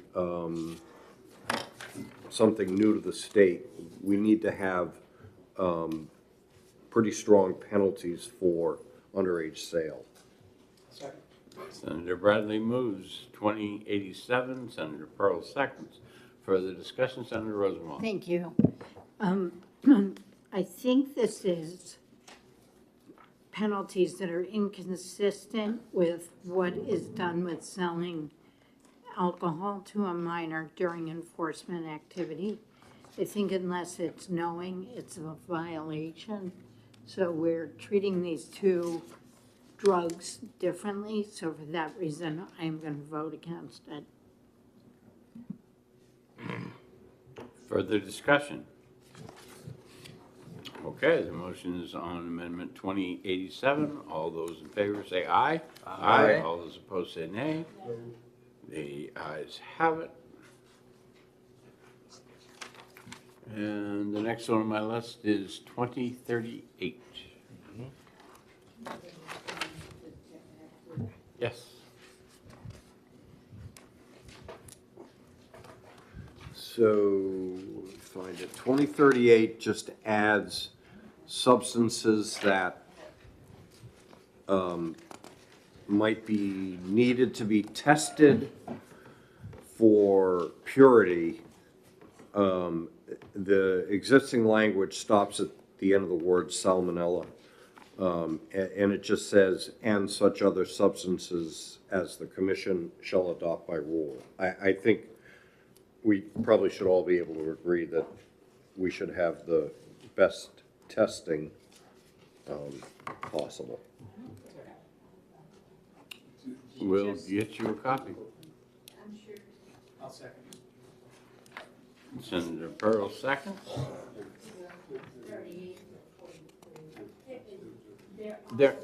They're not in. If you know where 2043 is, go to the next one after 2043 in your book.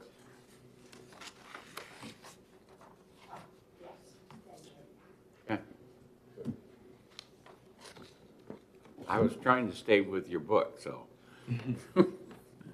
All right, the motion is on 2038. Senator Bradley moved, Senator Pearl seconded. Is there any further discussion? All those in favor say aye. Aye. All those opposed say nay. The ayes have it. Next one on the list should be 2039.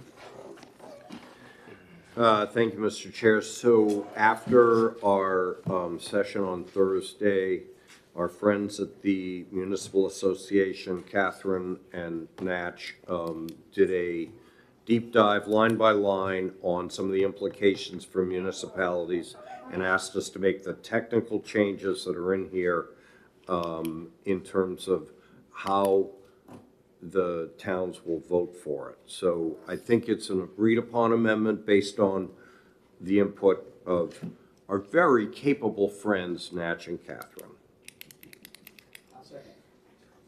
Senator Bradley moves Amendment 2039. Senator Pearl seconds. Further discussion? Seeing none, all those in favor say aye. Aye. All those opposed? Okay. The next one is 2040. I'm seconding this one. Senator Bradley moves Amendment 2040. Yeah, this is the Sean Jasper will kill Jeb Bradley amendment. I'll second it. I'm on everybody's bleep list today, so what else is one more? Senator Bradley moves Amendment 2040. Senator Ennis seconds it. Is there any further discussion? All those in favor of Amendment 2040 say aye. Aye. All those opposed say nay. The ayes have it. Next one on the list is 2041. Yeah. Senator Bradley. All right, so,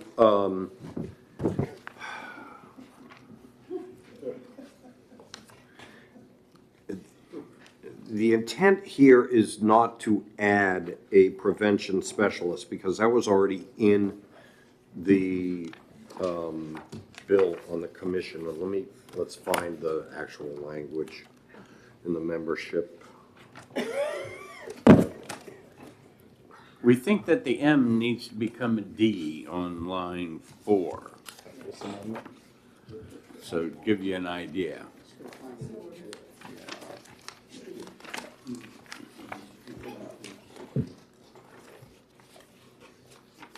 All right, so it's on page 25.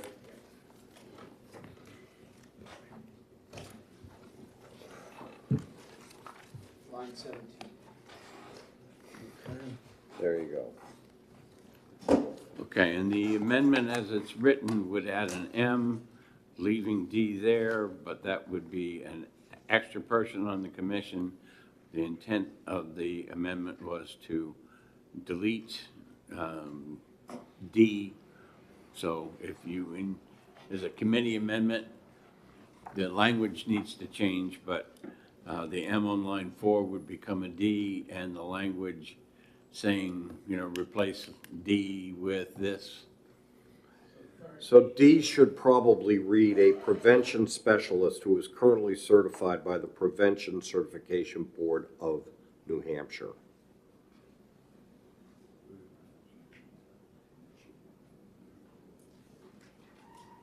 Again, the intent is not to add another one, but to designate D to what we have in this amendment. So, Mr. Chair, how are we going to approach this? Are we going to vote on this amendment, or are We are we just going going to to make vote note on of the that? amendment as amended. Okay, the amended amendment. All right. Yep. Thank you. And I think this was brought to us by Ms. Fry. Our next to Catherine, our very friendly Ms. Fry. So Mike has it. It should be a prevention specialist who is currently certified by the Prevention Certification. I'll second that. Okay. Everyone understand what we're doing? We're doing Amendment 2041 as amended by the committee. Further discussion? Seeing none, all those in favor say aye. Aye. All those opposed say nay. The ayes have it. 2047.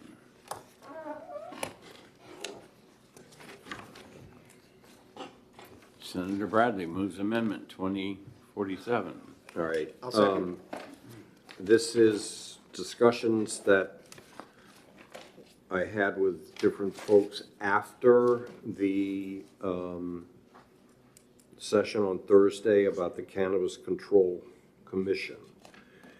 This would sunset it after 5 years.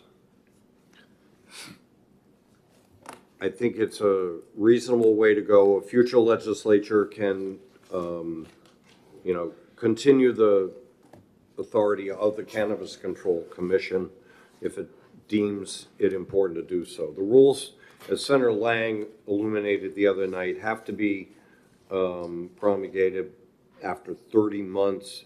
So having a 5-year window for this commission gives 30 months for the rule process and then 30 months for the rule implementation. So I think that's rational. And I think, again, what I stressed on the floor is it's very important, in my opinion, to protect the public health by having the Cannabis Control Commission develop the rules. Obviously, we've given the Liquor Commission the money for the consultants. I think this makes a good compromise, all in all, on the Cannabis Control Commission. Okay, Senator Bradley has moved Amendment 2047, seconded by Senator Pearl. Is there further discussion? Seeing none, all those in favor say aye. Aye. All those opposed say nay. The ayes have it. And moving right along, 2048. I know, I'm so used to you introducing it. So I would move 2048. I'll second it. Senator Pearl moves Amendment 2048, So what's seconded that? by Senator Innes. So as I stated on the floor last week, I've been looking at the cultivation portion of the bill, and we had given kind of all of the control to the now Cannabis Commission, and I wanted to make sure that we've been doing the rest of the bill the New Hampshire way, and I want to make sure we're doing this portion as well. So what my amendment would do would require the commission to put forth rules to ensure that a minimum of 5 licenses for cannabis cultivation facilities are awarded to independent growers with demonstrated experience in New Hampshire agriculture. I want to make sure that there's a piece of this that remains in New Hampshire and done the New Hampshire way. It's a bit complicated when you get into the cultivation side of it. It takes a lot of money, and it might not be the right fit for all of New Hampshire farmers, but I feel that there may be a few that would be interested and have the ability to do this. So that is the amendment that I'm bringing forward. Further discussion, Senator D. Just a question to Senator Pearl. Senator Pearl, would you say a minimum of 5? What's the maximum? There isn't. I would leave that up to the Cannabis Commission to look at the overall landscape of what they felt was going to be the required number to do a good job to serve it, but I want to make sure that we're having a minimum of 5 growers, and so that we're spreading that out and we're not giving the, lion's share control to any one grower. So I think this is a good idea. It's very similar to the amendment that we supported last week, that it allowed for 3 licenses in a vertically integrated fashion for distribution, cultivation, manufacture, and retail. And the floor amendment changed that to 1. This will now ensure that there are, similar to the 15 retail establishments, that there is a diversity of cultivation entities, and I think that addresses one of my major concerns about large conglomerations owning this market. Senator D. Well, I think that's good points, but we got something called charitable gaming, and originally we said maybe 1 or 2. Now we got 20. We got 20 sites with players to be named later. So if you say a minimum of 5, what if the commission says, I need 20? Who is the authority that would say you can't have 20? So Senator, Where's the limit? So Senator, I think this is different than the retail side of it, because the investment that it takes to put one of these grow facilities together is significant. I understand. And so recognizing that they have to be big enough to survive. Yeah. I just wanted to make sure they didn't get too big to control the market. And that was really what my concern was. And by having a minimum of 5, we'll ensure that there's enough fair competition so that won't occur. I think the problem you're looking at is different than the retail side. I don't think you'll have that same problem on the growing side, cultivation side. I guess I'm leaning on my years of experience in agriculture growing to, It's gonna be a tough business. it's gonna be, The only thing I grow is grass. well, this is, Well, that is Real a grass. euphemism for, Green grass. And I don't do a very good job at it, I can tell you that. Thank you. Senator Rosenbaum. Thanks. So essentially, you're trying to prevent Monsanto Yes. from doing all the growing. So this is keeping up big ag? I would say it's more I just want to make sure that the cultivation portion of it is somewhat evenly spread and we're not creating a situation where we get a monopoly on that. And I think by having 5 growers, a minimum of 5 growers, we can prevent that. And the Cannabis Commission may look at this and have a little bit more info. I tried getting more specific on this and reading other states' cultivation practices, and I would need months to go through all of that and come up with something more comprehensive. And I felt that this gave the commission some guidance that we were looking to make sure that we didn't have monopoly situations occurring and that we had some preference toward keeping this, New Hampshire as much as we can. Could I follow up? Follow up? What if the Cannabis Control Commission can't find 5 places to grow it? I don't know. That's a great question. I'm not sure what they would do, but I can't imagine that situation would occur because this really is going to be mostly, I feel, is going to be toward indoor grow facilities. Not that we're saying it can't be outdoor grow, but this isn't a crop that you're going to grow out in your field like you do sweet corn. It's just not. That's going to create issues. There's going to have to be security and proper track and trace in place, and I think that's why I say it's going to take a significant investment in order to have one of these facilities. And I think that there'll be more than enough interest to do that. I don't really feel that will be a concern. Okay. Thank you. You're welcome. Thanks for the question. Okay, the question is on Amendment 2048. And did the senators have any further discussion? Seeing none, all those in favor say aye. Aye. All those opposed say nay. The ayes have it. Next one on my list is 2057. Senator Bradley. Thank you, Mr. Chair. So one of the things that changed was from the hearing in front of the Judiciary Committee to the floor debate was the addition of 318F7, which is a non-discrimination section.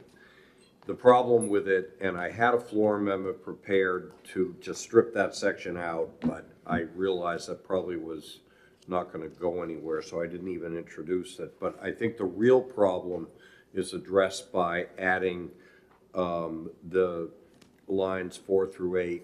The provisions of this section will not apply to law enforcement officers. Obviously, there's a federal prohibition on marijuana that affects the law enforcement ability to be armed and carry weapons. So that is a carve out from that 318F7. I'll second. Senator Bradley moves, Senator Pearl seconds. Amendment 2057. Is there further discussion? All those in favor say aye. Aye. All those opposed say nay. No. Yay. Ayes have it. Okay. The next amendment I have on my list is 2065. Senator Bradley. Yeah, thank you again. So I had this in one of the amendments that was considered last week. I think Senator Abbas rightfully argued that the way I had it structured, the 15% was going to conflict with 10 milligrams or 200 milligrams. So in doing a little bit of research over the weekend, 10 milligrams and 200 milligrams for edibles is the standard that a lot of states have adopted. And it just goes on to say on line 4, for all other products, it is thrown to the Cannabis Commission to determine a maximum cannabis content based upon public health, mental health, and public safety. So that's the nuts and bolts of this. I think that the way the Cannabis Commission is structured, with the consultants now and the appropriation for the consultants, this is a reasonable approach to, protect public health. Do I have a second? Second. Senator Pearl seconds. Senator Rosenwald. Thank you. Thank you for introducing this. I just wonder if you ever considered economic imperatives in this too. I mean, I know with our alcohol industry, we try to price things competitively with other states.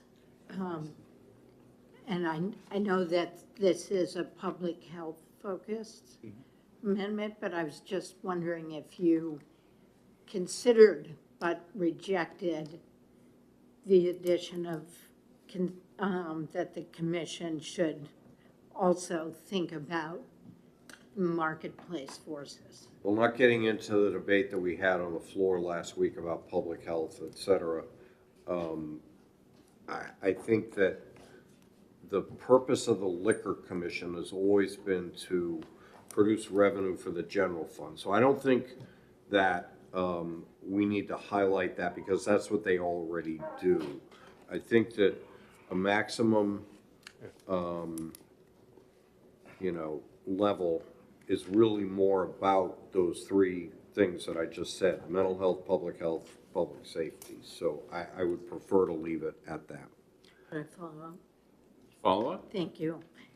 So I wonder if you read it the way I do, which is that their determination has to be based on public health, mental health, and public safety, but it doesn't prevent them from also considering market forces.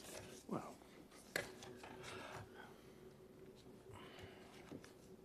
Comment? It was really a question. Do you read it the same way? I mean, I don't think that it is exclusive to those three Right. things, but it's based upon those three things. If I'd wanted it to be exclusively on public health, mental health, and public safety, You would have said I would so. have said exclusively. Okay. Thank you, that's reassuring. And if- Thank you. Senator Ennis, you had a question? And just a question for Senator Bradley. I mean, aren't these limits pretty consistent with what we see in other states? The 10 milligrams and 200 is. So my understanding is Vermont has adopted a 30% THC content, although there's some controversy about that. And the Netherlands has adopted a 15% THC content. So that's why I put in the last sentence, research the scientific literature and the policies of other states and countries. Okay, thank you. Mr. Chair.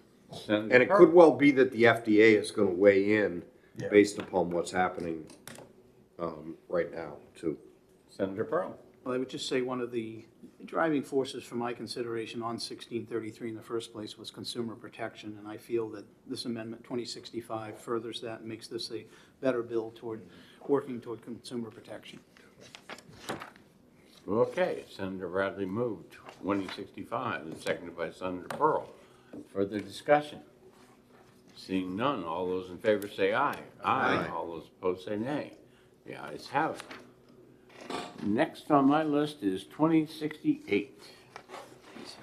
I think we already did this under Senator Bradley. Okay, we're, This was a 5-year perspective repeal. Yeah, we So did 2068 I think already. it's duplicative. I don't have a I think we did it. 2016. So it's not needed? Didn't we already do this?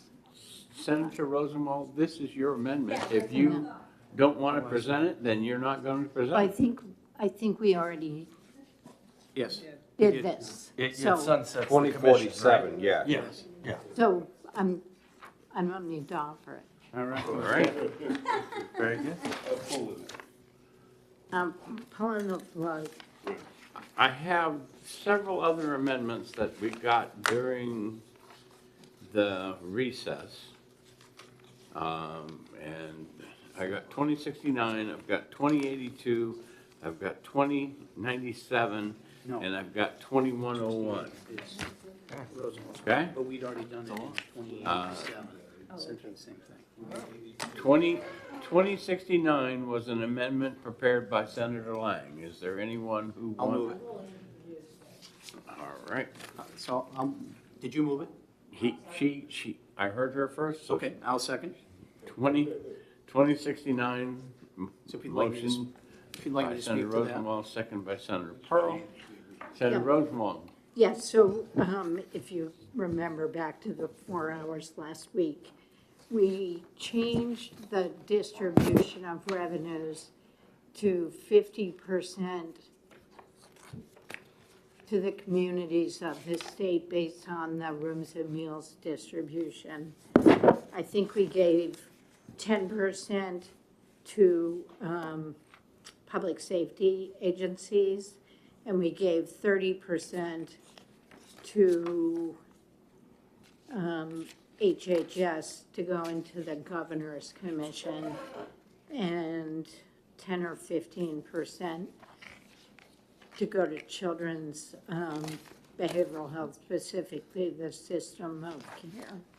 What Senator Lang has realized is that we've distributed quite a bit of money to drug treatment, and we also have the opioid abatement funds, which have some effect on this. And there was a lot of discussion on the floor about how 10% of law enforcement wasn't enough. So I think what he's doing here is fine. Okay. Appropriate. Further discussion? Nope, she got it. Okay. The question is on Amendment 2069. All those in favor? Aye. All those opposed? The ayes have it. The next bill on the list is 2082, which was written by Senator Bradley. Did you want to move that amendment, Senator Bradley? It's 2082. 2082. Is this even necessary? I can't answer that question, Senator. Yeah, I should be able to. All right, we will put that one on hold for a minute. And the next one on my list is 2097, and that is also a Senator Bradley one. This is the 2 ounces, vice the 4 ounces. Senator Bradley moves 2097. Second.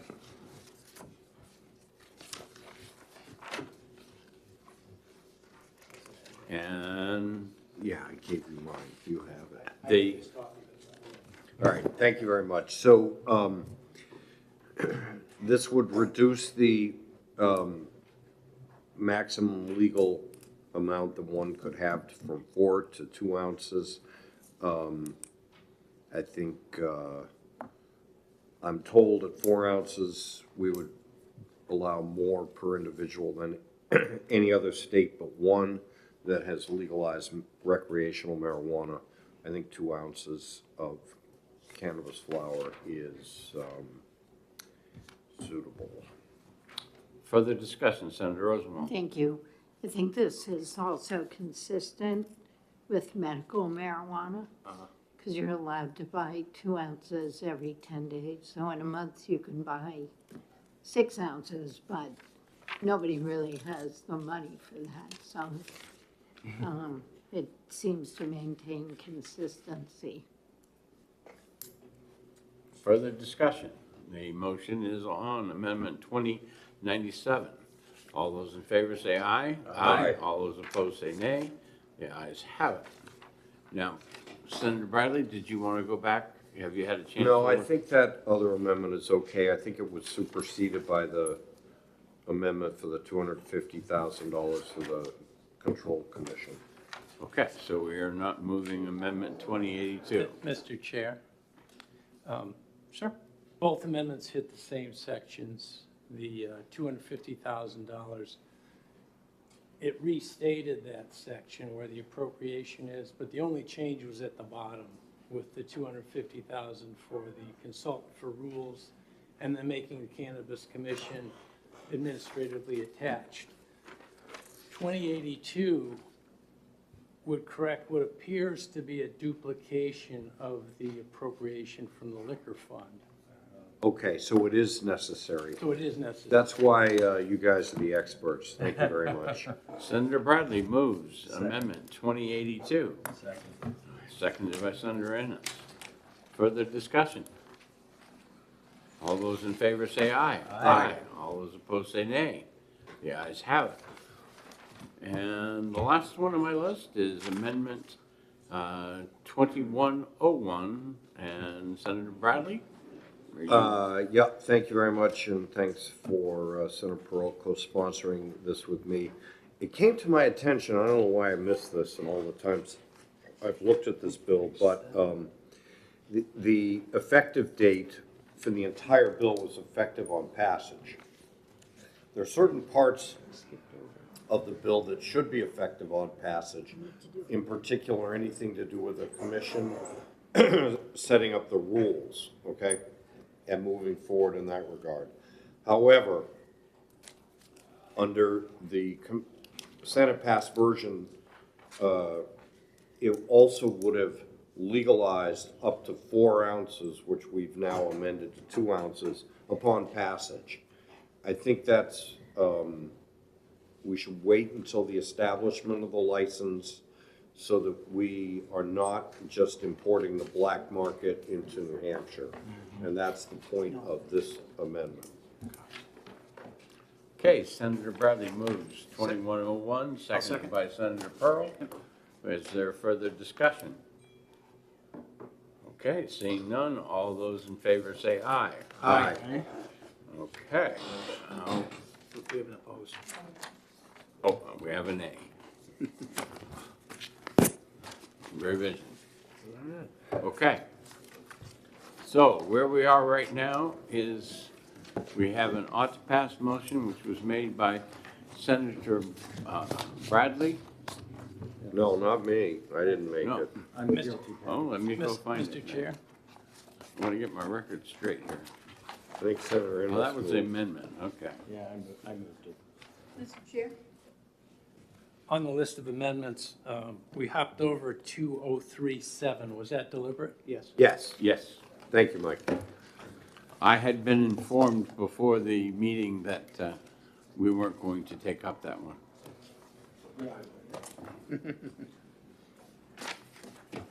All right. So the aides looking back at your records, I can't find my sheet. Who made the, I The did. original motion. it was Senator Ennis, it was seconded by Senator Rosenbaum. Yes. Okay. So the original motion was Ennis and Rosenwald. Okay, for the audience, what's going to happen is all of these will be rolled into one committee amendment, and that's what will be presented on the floor. Is there further discussion from any of the committee members on any of this? Keeping in mind that there are some of us senators who, although we think that these changes make it better, are not in favor. So, Senator Bradley, you want to speak? So I am one of those senators who think that these changes make it better. However, this is one of those times that in life that you should never say what you'll never do. So I'm in a dilemma of what to do next. In order to accomplish these changes that make it better, I am going to vote for ought to pass as amended. So this committee amendment will go to the floor with an ought to pass recommendation. That doesn't mean I will support it on the floor. I won't. But what I hope is that with these changes that make it better, those of us who support the legalization of recreational marijuana will be able to vote for ought to pass as amended, and those of us that don't support it will be able to vote for the committee amendment that makes it better. And so the first vote will be on the committee amendment. And I hope that everybody will be able to vote for that. And then I suspect we'll have a rather robust debate, again, about whether it's good for New Hampshire or not. But I think that through the effort of this committee, and those of us that don't support legalization and those of us who do, we have made a better product. And that's our responsibility, I think, in this building. So in order for that product to move forward, I will, with some reluctance, vote for ought to pass as amended today. Senator Rosenwald. For President Bradley, does this mean you won't be bringing floor amendments in I have personally? I have the possibility of one other amendment that I am working with the sponsor of the original amendment on, and maybe some others. My understanding is that F13, because of the way it's constructed, potentially may legalize some activities inadvertently that we don't want to have legalized. So that may be another floor amendment. I suspect that we'll all be able to agree on that, okay? There is, I am told, going to be another floor amendment that'll be debated on whether we should annul past convictions. I don't think that will probably, at the end of the day, have the votes to pass. I will vote for it. But my priority has always been looking forward, not looking backward, and ensuring that if it's going to pass, that the best product comes out of this building as possible. I still don't support it, but I've tried to improve it. Thank you. And just to keep the record straight, I have voted for all of the amendments today, but I will not vote for ought to pass as amended in this particular motion. I will vote for the amendment when it comes to the Senate floor, but I will not vote for the bill as amended on the floor. So just everybody knows my position, so you know where we are. Further discussion. Senator D. My position is quite clear. I'm opposed, and will vote in opposition, and will speak on the floor. Thank you. Ditto. Senator Pearl, did you want to speak? Thank you. Well, I just want to thank the whole committee. I know this has been a contentious bill for some, and I respect everyone's opinion on it, but I appreciate the ability of all of us to work together to make bills better. And I think that's one of the great processes that we have, especially in the Senate. I mean, I served many years on the House, and to do something like what we're doing here is difficult. We work well together, and I tell my school students all the time, I said, you know, there's 24 of us in their room, and I come from a big family, and we're like a big family of brothers and sisters. We have differences of opinion, but in the end, we all work together and figure out the best path forward and try to, bring all of our expert opinions that we have from our life paths that we've traveled and bring them together and bring a good bill forward. So I commend all of you, and Senator Bradley, I especially appreciate your work on this and the sacrifice you're making to make a better bill, and I appreciate that. So thank you. Further discussion. So the one thing, Senator Bradley. Mr. Chair, I would add is that when this amendment is prepared, it just be the discrete amendments in one amendment, not the entire bill, okay? So I'm assuming that, Mike, you can do that because these are all discrete amendments. Combine them. I will inform OLS of that Yeah. instruction. I'll be insisting on that. Okay. Because for this process to work, that has to happen. Okay. Where we are is ought to pass as amended. All those in favor say aye. Aye. All those opposed say nay. Nay. And my count, that's a 4-3. The bill passes as amended. Is there any business to come before us in executive session? Senator Bradley. So, Mr. Chair, this completes the business of the Finance Committee, more or less. There may be some concurrences and other things like that. I think we all owe you a debt of gratitude for the wonderful way you have run this committee. Obviously, I'd like to say we saved the best for last. Maybe that was a year ago when we did the budget. That was a really good deal. And you deserve a huge round of applause for everything. Thank you. And for this being our last meeting, I would sing the Hallelujah chorus, but I don't think you can stand it. All right. Seeing Motion no to come other, out of exec. we have a motion to come out of exec session. We have a second. So moved, right? All those in favor to come out of executive session, say, you want to know who? Senator Ennis moved, Senator Pearl seconded to come out. Is that what you wanted? No. What did you want? Oh. That's true. I didn't assign it to anyone. I said I was taking out the Met dish, I, but I will be on the floor. Don't you worry. I just want to get it right for the report. who would like to? I'll take it out. Yeah, Senator Ennis will be taking it out. sure. We'll have fun. All that praise and then I get dinged for it. All right. It's a small donation. We have a motion to come out of executive session. All those in favor say aye. Aye. All those opposed say nay. Our business of the day and our business of the session being complete, we are adjourned. All right, awesome.